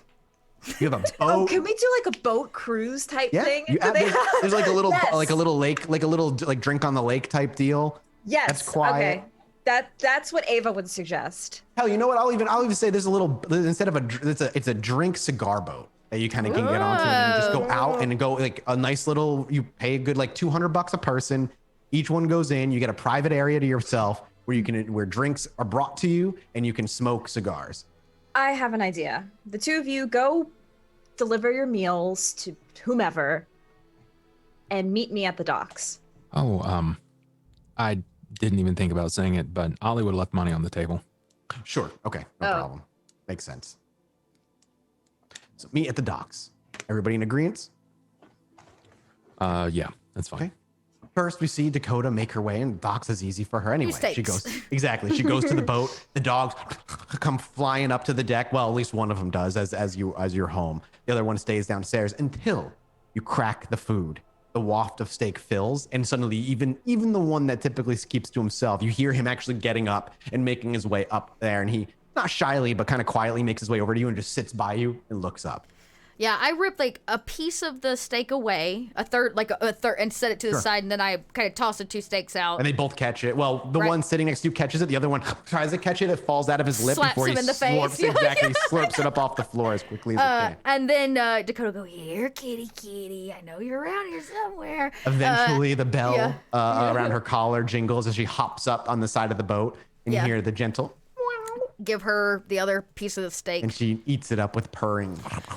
I look at all of them standing here in this suit. I look at the boat. There's that moment Dakota's like, I could just go change my clothes right now. And then she looks down at all of them and she's like, I guess Mom brought home the bacon. She kind of looks at them, looks at herself, and then heads One back is out already to go finished. feed He's them. like looking for more as his tail's wagging. He's licking his chops. That was a 5-star steak, dude. Take your time. Fucking breathe, Jesus. Did I raise a bunch of heathens? Kind of like, And she like gets ready to leave. Yeah. We cut to the bar. where the door opens and it's bustling. You can hear Haley shouting at Grant, "I need those burgers now. Oh, bitch, I'm working on it." And as you round the corner, he's got a full fry that he's just like flipping and working. What's it look like out there? Is it a full night? Not a full night, but it's getting there. But you've already hit your peak at this point. So you know it's not going to get any busier. It'll probably just trickle down from this point on. Okay. As you walk in, do you just kind of plop this food behind him? Do you even let him know you're there? Yeah. I'll move to like a nearby prep station, and I'll drop it As down. you do so, he kind of catches in the corner of his eye, and his head snaps. Like, fuck, boss. God damn it! I told you not to fucking sneak up on me. All right, sorry, you were yelling. I wasn't exactly trying. Yeah, busy night. And he kind of slides up a couple burgers and he slams the bell. Haley whips around, grabs them. She sees you and gives you a smile and then gives you a wave. And before she spins around with the burgers and goes off to hand them out. I'm gonna open up the. What's up? We got any trouble? We need to empty this place out. No, I'm just gonna open up the box. And as you show him open it, and he looks down at the food and he's like, "Holy shit! You aren't. I don't know how to cook that shit, dude. This better not be like a new menu addition that we got to do. Like that's gonna be a lot of fucking training. I can't cook that thing." No, it was for you, but all right. It's got something called Michelin stars. I don't know what that means, but he looks to you really confused. He's like the tire company. I don't fucking know. What I know is that it was a couple $100, so enjoy it. Well, he's like, as he flips one, he actually scrambles over near the prep station and kind of grabs this bigger fork. And he actually just jams the fork into the steak and just brings it up to his face. And he just takes a huge chomp out of it before plopping it down and getting back to work. It's like, "Oh man, this is fucking juicy, man." No Wow, thanks elegance so from much." Grant. He turns around and is like, "You make my night." Does There's anyone roasted come- potatoes. And he reaches over with one of his bare hand and grabs a potato. Yeah, I asked him while he's chewing. Has anyone come by? Have you seen? Gestures out there. No, we're completely empty. No, has anybody come by asking about either me or work? I'm expecting some people to pop by. They said they'd be in. I'm trying to think. I've been busy. Maybe Haley knows. Who are you looking for? There's a guy, he's a homeless guy named Cad.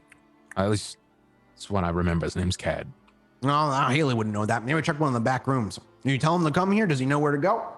Yeah. He said he knew where the place was. Oh, good. And he reaches back over, takes out another bite. We're in the back room. I'll keep an eye out for him. Look, it ain't going anywhere. I ain't trying to breathe. Oh, I'm fucking haven't eaten all day. I'm eating on the fly right now. Fuck. You need some help? Oh, fuck, I'm fine. He finishes, takes a swallow. I'll take another bite in a minute. Hey, couple, order up. And he slides up with 2 more burgers as he throws on a couple new a couple patties onto it. Hey, have a good night. And he finally looks at you. He's like, "Oh shit, you're dressed up nice tonight." Yeah, business meetings and all that. Oh, good times. Hey, let me get some. Haley, give me a Blue Moon. She looks back. Bottle or Bottle. slides open the cooler underneath the bar. You can hear a couple jangles as she pops one over by the bottle opener that's attached to the bar. She pops it and slides in. Here you go, dude. And I'll put it now, basically down next to his meal. It's like, enjoy. I'm gonna be out a while.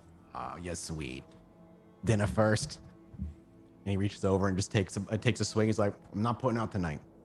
No, not tonight. Maybe a little later. Oh, I got 3 dates is the rule, unless you're Ava." Why does she get special rules? He actually takes a moment to think.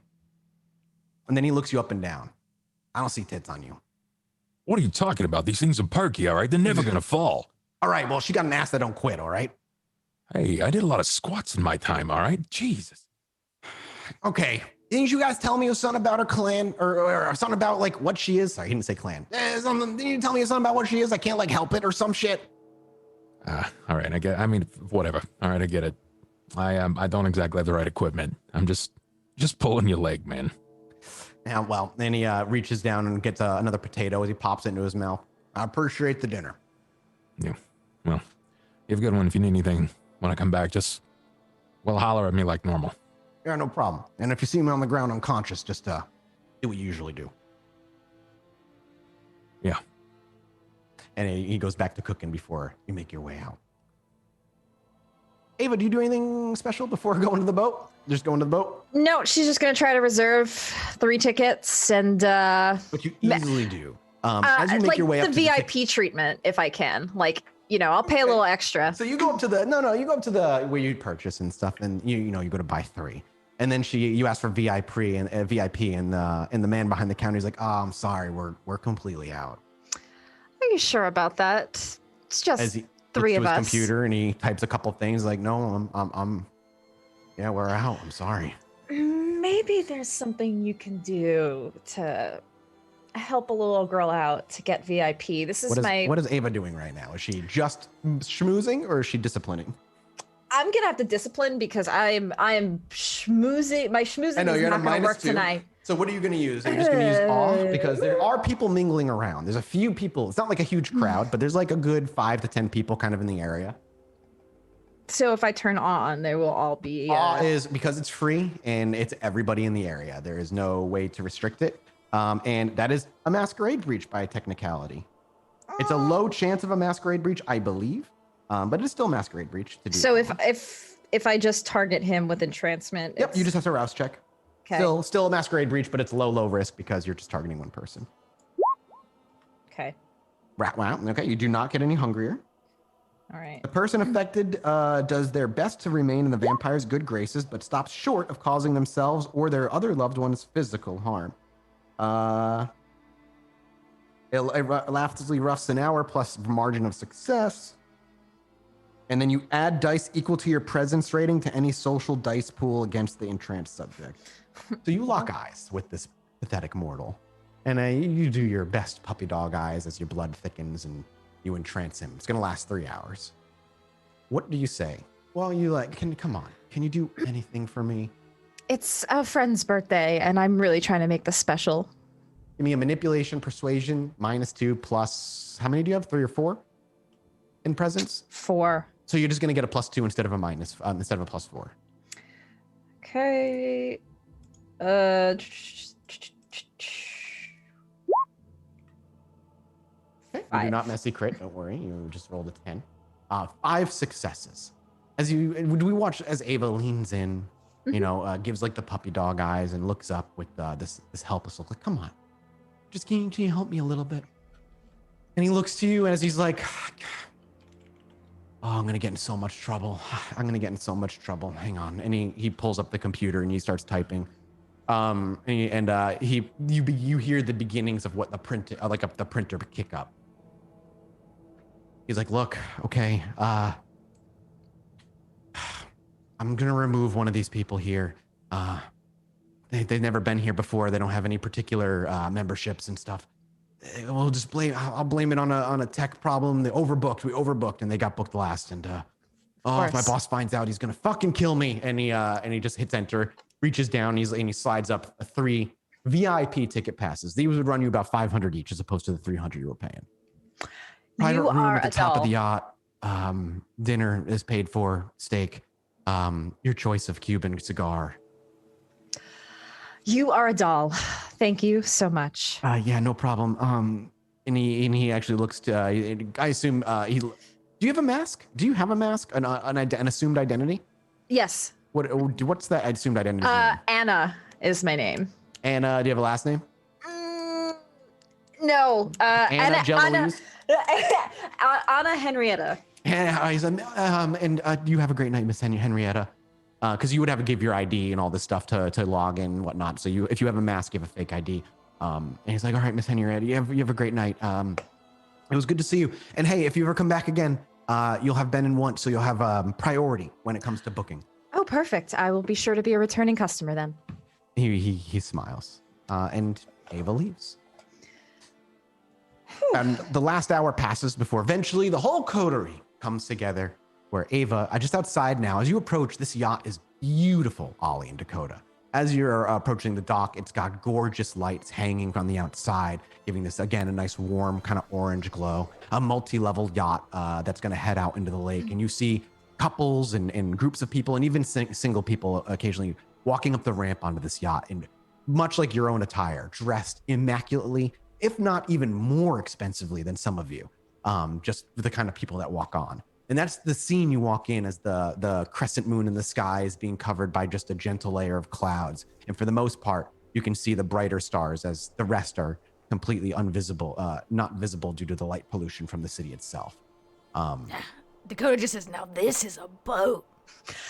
Not that I don't love your boat trips, Dakota, but I figured tonight we could try something a little different. And I wave these tickets. I got us the VIP section, so we don't even have to mingle among the rabble. We have our own private room. So it'll just be the three of us. All right. Well, Okay. Oh, come on now. Can you all be a little more enthusiastic about this? I said it was a big flirt boat. with the ticket guy to get these, okay? Ava's like clearly more excited than everybody else. Really I should have brought Brett. He at least would be more thrilled. I'm just kidding. I'm just kidding. Do not get mad at me. Please don't leave. Just come. Come on. I love that image where Ava tries to be sarcastic and she's like, I should have brought that. No, please don't leave. Please don't. I was a joke. I want company. I need company. It's my coterie. Let's go. And I just like grab both of them, like arms locked in. We see you reach forward as the camera's over. We see Ava head dead on as the camera's between Ollie and Dakota. And we see her arms reach forward and pull. And as she pulls and the clothing blocks the camera, as they get pulled forward, we're suddenly in a transition where as they walk away from the camera, we're in the exclusive second floor VIP room.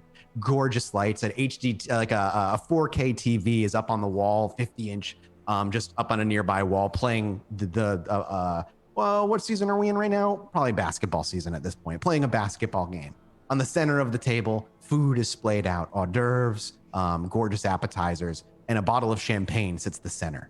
Over on the back right-hand corner near the front, near the window where you could look out over the lake as the boat gets going, there's a gorgeous oak box with a glass top that you can see 4 cigars lying within. Wow, this is nicer than I thought. Huh. And we have a beautiful view. We're above everybody else. But you can't feel the wind in your hair. Oh, What's we the could open point? the window. Ava walks There's over to a window and she Yeah. actually cracks one open as the boat begins to move, and as the air's starting to flow in through one of the cracked windows. And look, you have more food that we can take to go, so you can bring home to Grant or whomever. yeah, Your dogs, I yeah. guess. Waste not want that, right? Well, this is really nice. I don't know. I just figured we could do something different. I know this isn't really either of your scene. Shit, it's not for lack of want. I'd love to. I'd love to be able to enjoy the finer things. Yeah. Every once in a while, I think it's okay. I don't even think I'm technically legal age to smoke. Aren't you like 30? Technically, yes. Well, technically, we're also dead. Well, Those my laws don't ID apply to says us. otherwise. I pull out the fake ID of Dakota Rain. It definitely says I'm like 17, maybe 18 years old. Yep. Is it an expired one? Probably. I mean, I'm masked out technically. Are Like, you zeroed out, or do you have an ID, an assumed identity? I have whatever the one dot is. I think you're zeroed Masked. out, which means you just have no past. Yeah. Yeah. So your old ID, it's your old mortal Yeah. ID that you have. That's like from now it's expired by over. Which a was decade. probably fake to begin with. Yeah, and it's probably it's probably a fake ID that tells you that like, hey, I'm 21 actually. But yeah. We've had a busy few nights. There's been a lot between all the Vital stuff in Madison and then Cretius just being an asshole. Do you blame him? We We just brought a shitload of problems to his feet. We did. I don't know. Well, we brought it to Jackson and he handled it a lot better. Well, that's because Jackson's getting what he wants out of it. I guess so. I don't feel bad for the guy. He's I don't turned an either. ignorant blind eye to the problems in his own neighborhood. He's, definitely a mood, that Cretius. Yeah. Not saying he hadn't been through the shit, right? He's probably seen upside of down and the downside of up. and for apparently a lot fucking longer. But, man. Constantly just lick this, neonate that.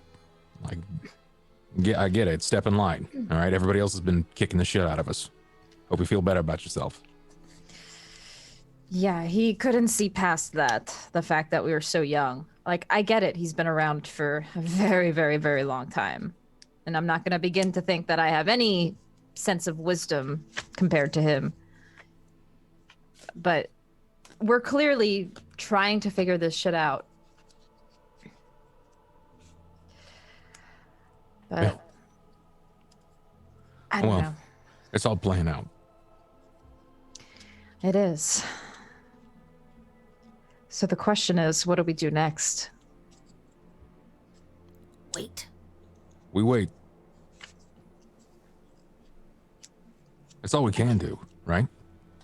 We can't really make a move. Anything at this point would just be seen as hasty. It'd be hasty even in the living world. In the kindred world, we would be jumping the gun, to say the least. So we sit back while the parties that were involved figure shit out, I guess. They gotta verify it, right? Like even Jackson was telling Cretius to basically not freak out too much. I get it, he's a Bruja, and that's kind of part of his bag, but shit, do you think Jackson still buys everything without verifying shit? Nah, even he's trying to look into it. He's looking for verification. There's a lot of people looking into things, so all we can do is kind of progress our own personal lives. That is true. I guess for me, I'll see what the Toreador are up to. Any recent happenings there.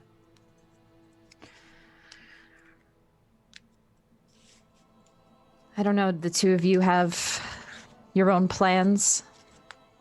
Yeah, I constantly do. And I know, like, been hearing it a lot. I heard it from Grant, heard it from Haley, and I know that it's almost a constant joke where Ollie looks glum. Ollie is constantly mad.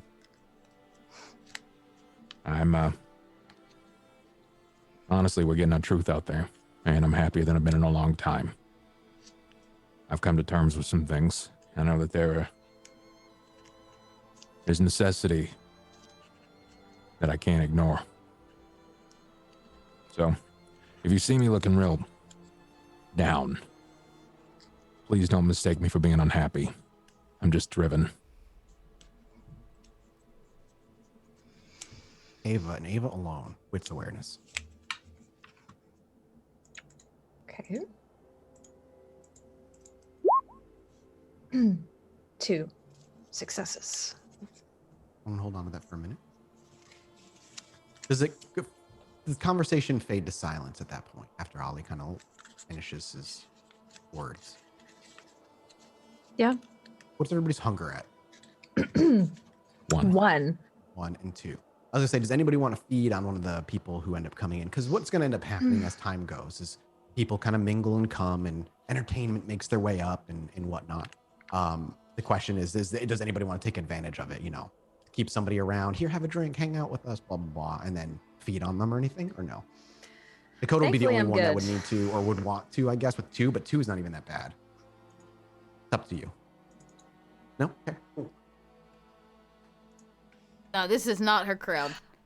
Ava, I just thought of this joke and I'm gonna crack it before we conclude this. Ava tries to kind of make things a little less tense again. It's like, I know one person who wouldn't be able to join us on this boat.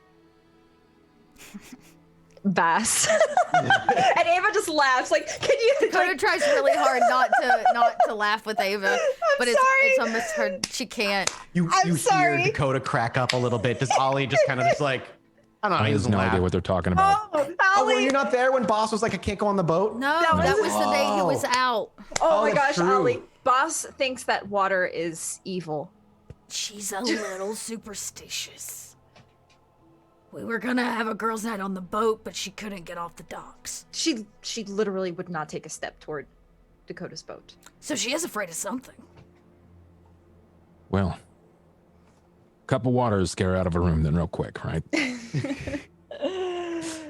And as the laughter continues, and you actually can hear the engines of the yacht moving towards the center of the lake and moving out as people begin to kind of fill the dock outside. There's laughter and conversation, some music happening, and people are drinking. As that noise fills the ears of Dakota and Ollie and Ava, within moments of all of that happening, Ava, all of it stops. You look around, confused, and you see movement. You can see Ollie and Dakota, kind of light words, and as Dakota was laughing. And you look outside, and you actually see all the people mingling out there, talking and laughing. But you hear zero.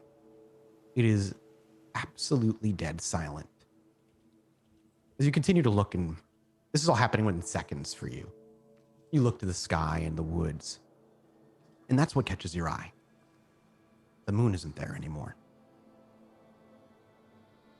You do not see the moon covered by clouds, and the few stars that are visible through the light pollution are also missing. It lasts only a few seconds, maybe 5, before, as the boat continues to move, the moon comes back right around with the sound, the laughter of Dakota finishing her cackling, the conversation outside. It all returns instantly. You guys may notice for a second Ava's demeanor change. She kind of like... You're gonna spew, you ate a lot. Oh wait, no, you can't do that anymore, can you? Are you okay? No. Something feels off right now. As soon as she says that, you all hear in the distance, very far distance, but still hear it, a howl. An unearthly howl. Mixed in, certainly, the sounds of a wolf. But the guttural echoes of something more underlie all of it. The chatter outside doesn't go quiet, but it does lull briefly before kicking back up again as people look out to the woods on the other side. But that ripples through you, because you have heard a howl similar to that before. And on that... Oh, no, not on that. I would love to have a conversation with Ollie, but I guess we can hold till next week. No, if we need we to. can keep going. That ripples through the 3 of you, cutting Ava short in her words. Do you think he's out? Yeah. Yeah, that's what it sounded like to me. I didn't hear another howl like that, at least since John. Well, when we reach the shore, nobody walks home alone.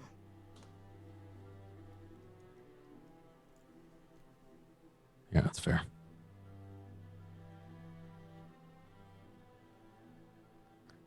Is the rest of the yacht ride quiet?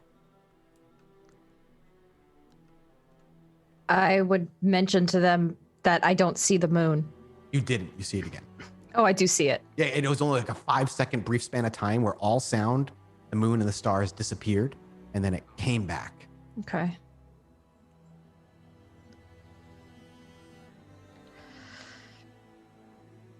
For a second, it looked like the moon was gone and the stars and everything.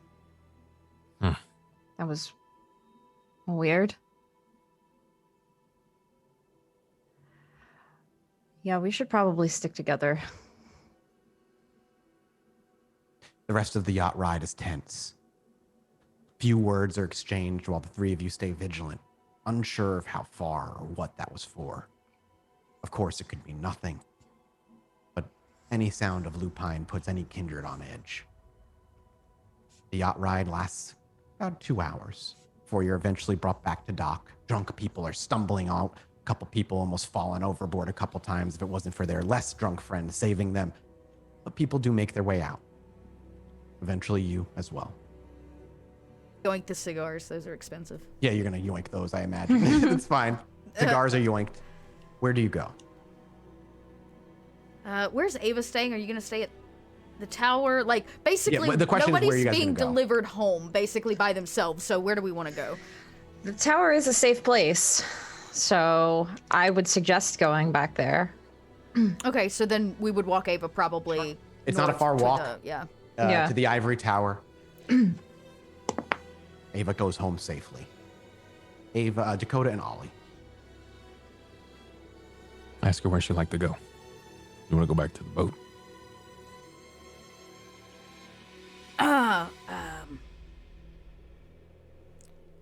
Yeah, I can go back to the boat. And so your walk begins.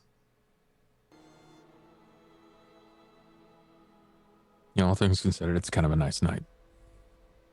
Yeah, sans disappearing moons and lupine, I'd say it was a pretty decent evening. Yeah. Yeah, you're not wrong. Chicago doesn't sleep, right? Guess Keeps not. going. Are you okay? I don't know. I don't know if I'm all right. I guess I'll be all right. And what is it to say? I don't know. You say you're not okay. I'll tell you what I told Ava. First and foremost, you're on my coterie, so it should. I want to make sure you're okay. Yeah, no, yeah, I get that. I've never been more confident in the coterie. We're in a place we haven't been in a long time, and it's a place of comfort. All because of the sweat on our brow and the blood on our backs. And having to leave some things behind. I've sort of found myself in a way that I wasn't glad to really hear that. expecting. Good. Man. Took you 10 years. Yeah, I did. And more than that, I would have held on to it for forever. I feel like I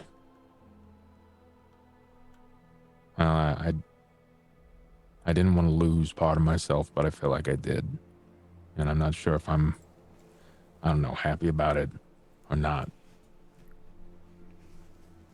You mean with Rowan? Yeah.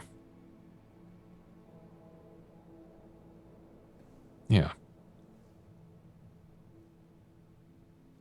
I mean, I am everything's just been kind of, sorry. yeah.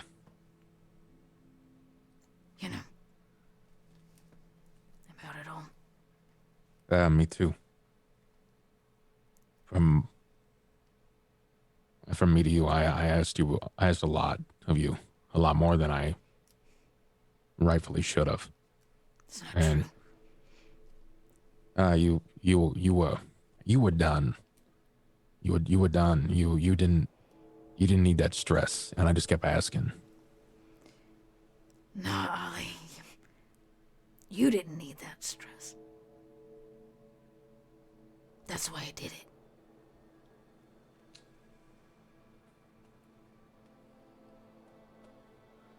I hear you. And I see you. And I feel you.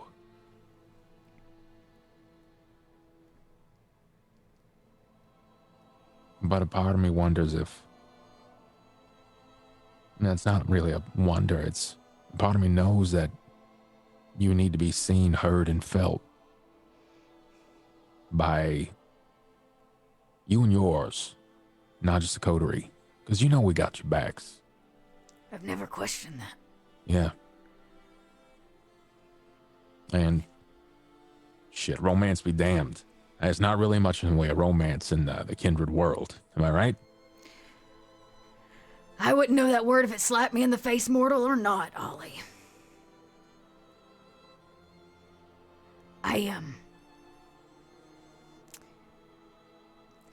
The gangrel. It's, It's not about needing something from them that I'm not getting from the two of you. You know, your bar, it's, you talk a lot about helping people. Kind and standing up for the little guy and all of that really awesome stuff that makes you who you are. Somebody has to step up for the gangrel, you know? And like for so long I waited for somebody to step up and they fucking didn't. They all fucking left. All of them. So I decided to stop waiting on somebody to step up for me. What if I need to be the one that steps up for all of them? If somebody's gonna have to take a punch for our clan, it might as well be me. Starting to sound like a leader. Maybe. Or fucking crazy. That's how all leaders start. They spout off random, obtuse ideas because they want to stand for something. We don't And deserve to be treated like shit. none of us do. I agree.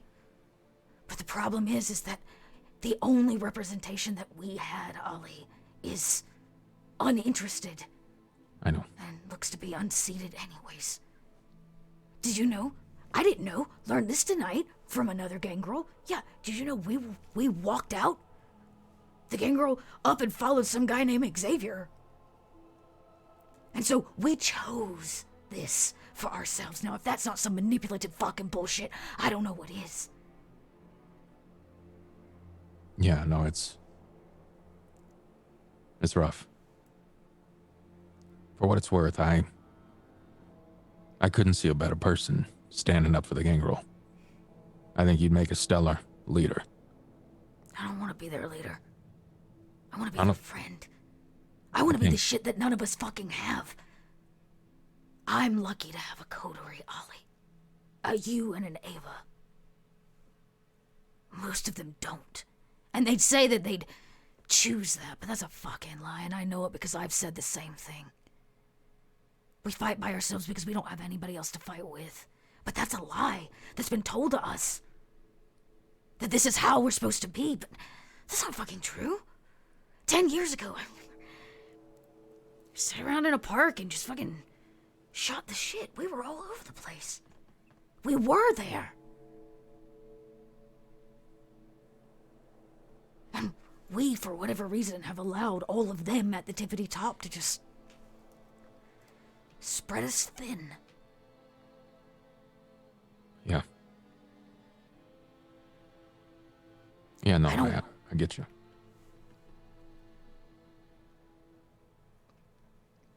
So I say all that because I don't want you or Ava to think that for whatever reason you're not important. I know I'm important. I know if we spill ways today, there's no way that in one, you're going to forget me, and two, forget the work I put in. There's too many people that have affected your life through me. Shit, imagine a world without Grant.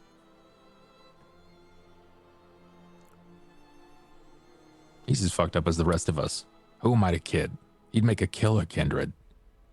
He'd probably make a badass gangrel, to be honest. Oh God, not what we need. No, I know. But the man can roll with the punches better than most. I won't doubt that. And I'm not gonna doubt he'd make a far better gangrel than a Toreador. Oh God, you fucking kill me. I'm so tired of hearing that already.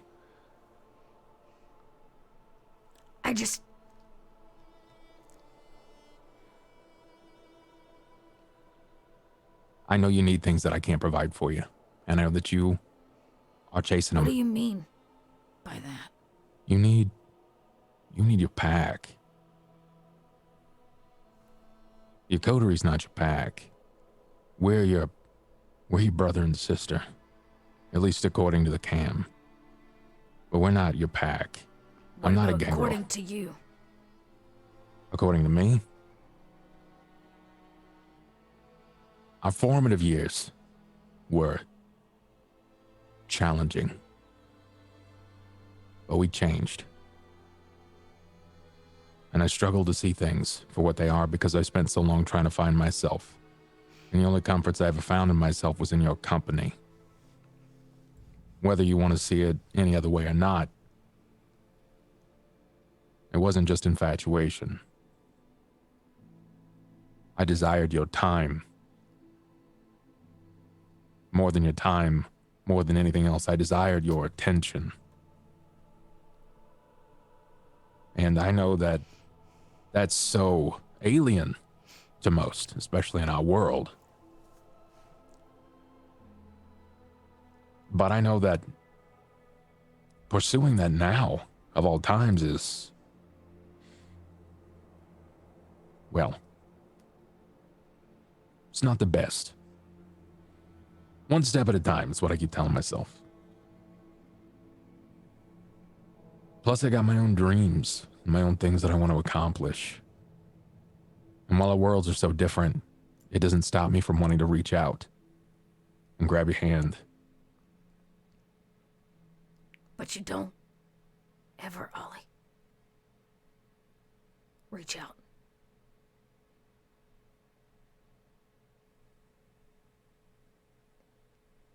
Ollie reaches out. He extends his hand. Dakota will take it back. All you had to do was make a fucking move. You may tell the world that you're 17 and carry this chip on your shoulder because of the way you look. But it's not the fact that you look 17. It's the fact that you are a very powerful and scary woman that you have not fully embraced. I've come to accept that. I admire it. You could look 17 for forever, and it doesn't bother me. Hell, you know, I remember being a little kid and my mom saying that she wished she could be 17 again. Yeah, until you're 17 and you can't legally drink. I suppose we're allowed to do whatever the hell we want to do right now. I guess that's true. All I'm saying is, if you needed me to give the world, even though you wouldn't ask for it, because that's not who you are, all you'd have to do is say the word. I don't want the world, Ollie. Just want to find a little peace and happiness, you know? Yeah. Yeah.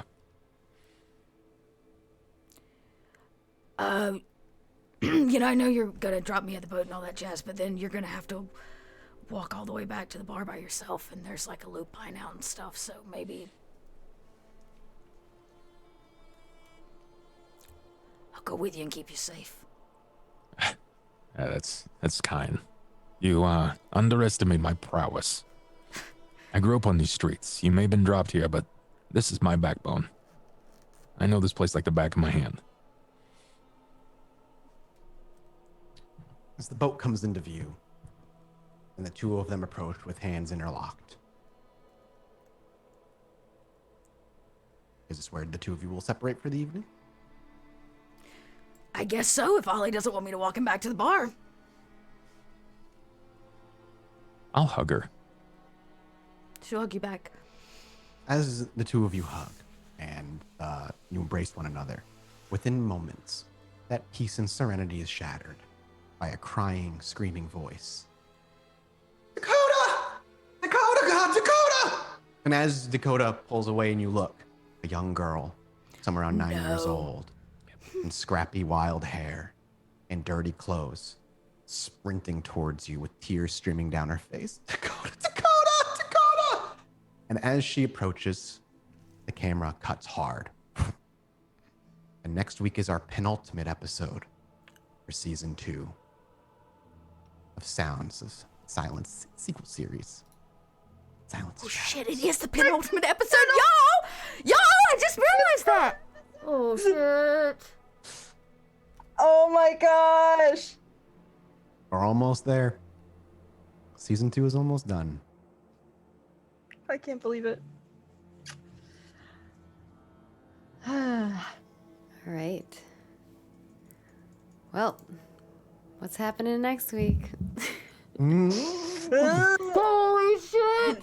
Oh my gosh. Mathis couldn't let that happy moment just end. He had to add madness to Add another child to our He had to- ongoing situation. That's He had just to what we need another kid. more stress. More stress, more children, please. We have, Yeah. we have 3 more episodes, right? Bub and I aren't next week would available be on the 20th. penultimate. Oh, Right, the that's 20th right, we're going to 'cause- be filling yeah. like in a weird way. Yeah, we have a one-shot type of So thing. it'll be our penultimate, followed by a break, followed by the finale. Right, yeah, I forgot about the 20th one. Dun, dun, dun. It's true, so you have to wait a little longer. That's right, suckers. Well, next week we'll be playing VTM. All right. Oof, how you guys feeling? Good? Woo! Yeah. Yeah, wow. Honestly, just yeah, it was 2 episodes of putting the final pieces into place, basically, All right. for Well, the coder here. But we'll talk about it in We're the going to after talk show. about a ton of that in our after show. So if you're interested in getting access to those after shows, there's a whole slew of them already on Patreon if you want to figure out the inner workings of these crazy characters. You can go over to patreon.com/roll4 and support us over there. Not only does your support help fund our shows and feed our cats, but it also you get rewards in return for it. So it's definitely a good way Meow. to get. Oh, There you Cat go, can. you're it's feeding only him. one of them, right? I was about to say I can't show you mine. She's behind us. She's And of course, there's other ways that you can support us, either right here on Twitch, if you're watching us live, by subscribing and becoming and getting access to our videos as well as our emotes. And if you like our emotes on YouTube, you can become a YouTube member where you'll get access to those as well. And if you're a patron, a YouTube member, or a subscriber on Twitch, you get access to our Discord, which we have lots of private conversations. We have like little group chats for each of our shows, as well as there's a whole bunch of RP stuff, wikis. I don't know. I see some people in a chat together, so I'm wondering if they're having a little view party. I'm surprised not more of you do that, actually. Oh, that's Have a little smart view little parties. plan. That's a good idea, actually. Yeah. So if you're on our Discord, start some viewer parties. It'd be great to see that. But yeah, we're really excited for what's to come, and we'll have more information about that as we move forward. But reminders that tomorrow we will be putting out the Last Ditch Season 2. It's going to be the first episode, so definitely come tune into that if you're interested in some Warhammer action. And of course, we have a whole bunch of other stuff coming to our Patreon, so follow us over there. And without further ado, I'll go around and we'll see where you can find these cool cats, because they're not only here on Roll4, but they do a lot of other things as well. So to start us off, Dakota Rain, played by Little Red Dot. What are you up to when you're not freaking out over whatever's going to come in the next Whatever is episode? fucking good. Okay. I'm Dot. I'm Little Red Dot. You can find me online. I do a lot of Twitch production right now for Kobold Press, as well as my own channel and a little VTM podcast called Stitch of Fate. You can check me out if you need more VTM when I'm not here on Saturdays. So, just there might be some other voices or faces, whatever. Yeah, so follow my socials. You'll catch all the things. Awesome. And of course, we have Ollie Hopkins, played by the Bubbernaut. What are you up to when you're not sharing all your feels with Dakota? I'm mostly struggling how to figure out how to say my feels mostly. But short of that, you guys can find me all over the internet at as the Bubbernaut. Go to twitch.tv/the Bubbernaut, and I tell stories over there. Tuesdays, I play with Maggie in The Haunting of Harrowstone. This coming Tuesday will be episode 5, I think. 5? Yeah. Sounds about Going by right. fast. It's cruising by. And the characters are an absolute hoot. You will love all of them, I promise. So if you like spooky things and you like a bit more of a D&D-esque experience, it's probably your place to stop. I do a lot more of that. Plus Clucking it is good such fate. time. Hey, That's it is. a teaser for something else. But that's me. Just come find me and hang out. All right. And we have Ava Heloise, played by Miss Magitech. What are you up to when you're not giving my characters the biggest burn ever? I I'm sorry, I couldn't help myself. No, now. it was It was- Hello, everybody. I am Tracy, also known as Miss Magitech, and you can find me everywhere as Miss Magitech. If you are into other tabletop games, like obviously D&D, Pathfinder, what else do I play? Cyberpunk Red. Feel free to follow me and see what I'm up to. Also, yeah, I stream sometimes. I'm playing through my backlog of games because I kind of have the time now. I sort of have the time now to play What's through. that like? No, I'm just I kidding. know, right? I basically I want to do it more nights a week, but I basically now only do it one night a week where I play through my backlog of games. So I'm trying to catch up and check off. I literally have made a checklist now of trying to get through the games. So if you're into that, feel free to give me a follow. And yeah, that's me. And last but not least, we have our wondrous storyteller, Mathis Games. What are you doing when you're not, let's see, strangling people, attacking their hearts, also possibly being, putting like, people in nice. danger? Hey, Edith is and- cool. Lester was fine. Mr. Sovereign was great. Grant's always a hoot. Come on, come on. I don't know. What are you up to? Lately, I've been actually other than, you can find me here every Saturday and on Pod by Night or Stitch of Fate, whatever you want to call it, for the other vampire game, which is a podcast that we're in the middle of season 2 of as well. I've been streaming a lot at twitch.tv/Mathis Games. I'm playing a lot of Valheim with some of the crew here as well. If anybody here wants to play Valheim, just reach out. I'll give you the password. Not chat, you two. Other than that, Loop Hero a little bit, and then Chilluminati podcast, which is like my main thing. Every week we do a comedy podcast on paranormal, true crime, all that good stuff. So go take a listen. That sounds up your alley. And that's it. I'll be here next Saturday. I cannot believe we are almost done with season 2. I can't believe it. You can't believe it. It's been how many episodes? I know. It just felt like it was 54. never going to end. Like we're just going to be playing season 2 forever. Almost I'm there. excited I know. for future stuff too. It's gonna be Thank cool. Yeah. you. So, with that, we are gonna go record an after show. We're gonna shoot an after show. There we go. And we will see you next week for the penultimate episode, and we'll see you tomorrow for the first episode of The Last Ditch. Have a wonderful day, night, Bye, everybody. evening, whatever it may be.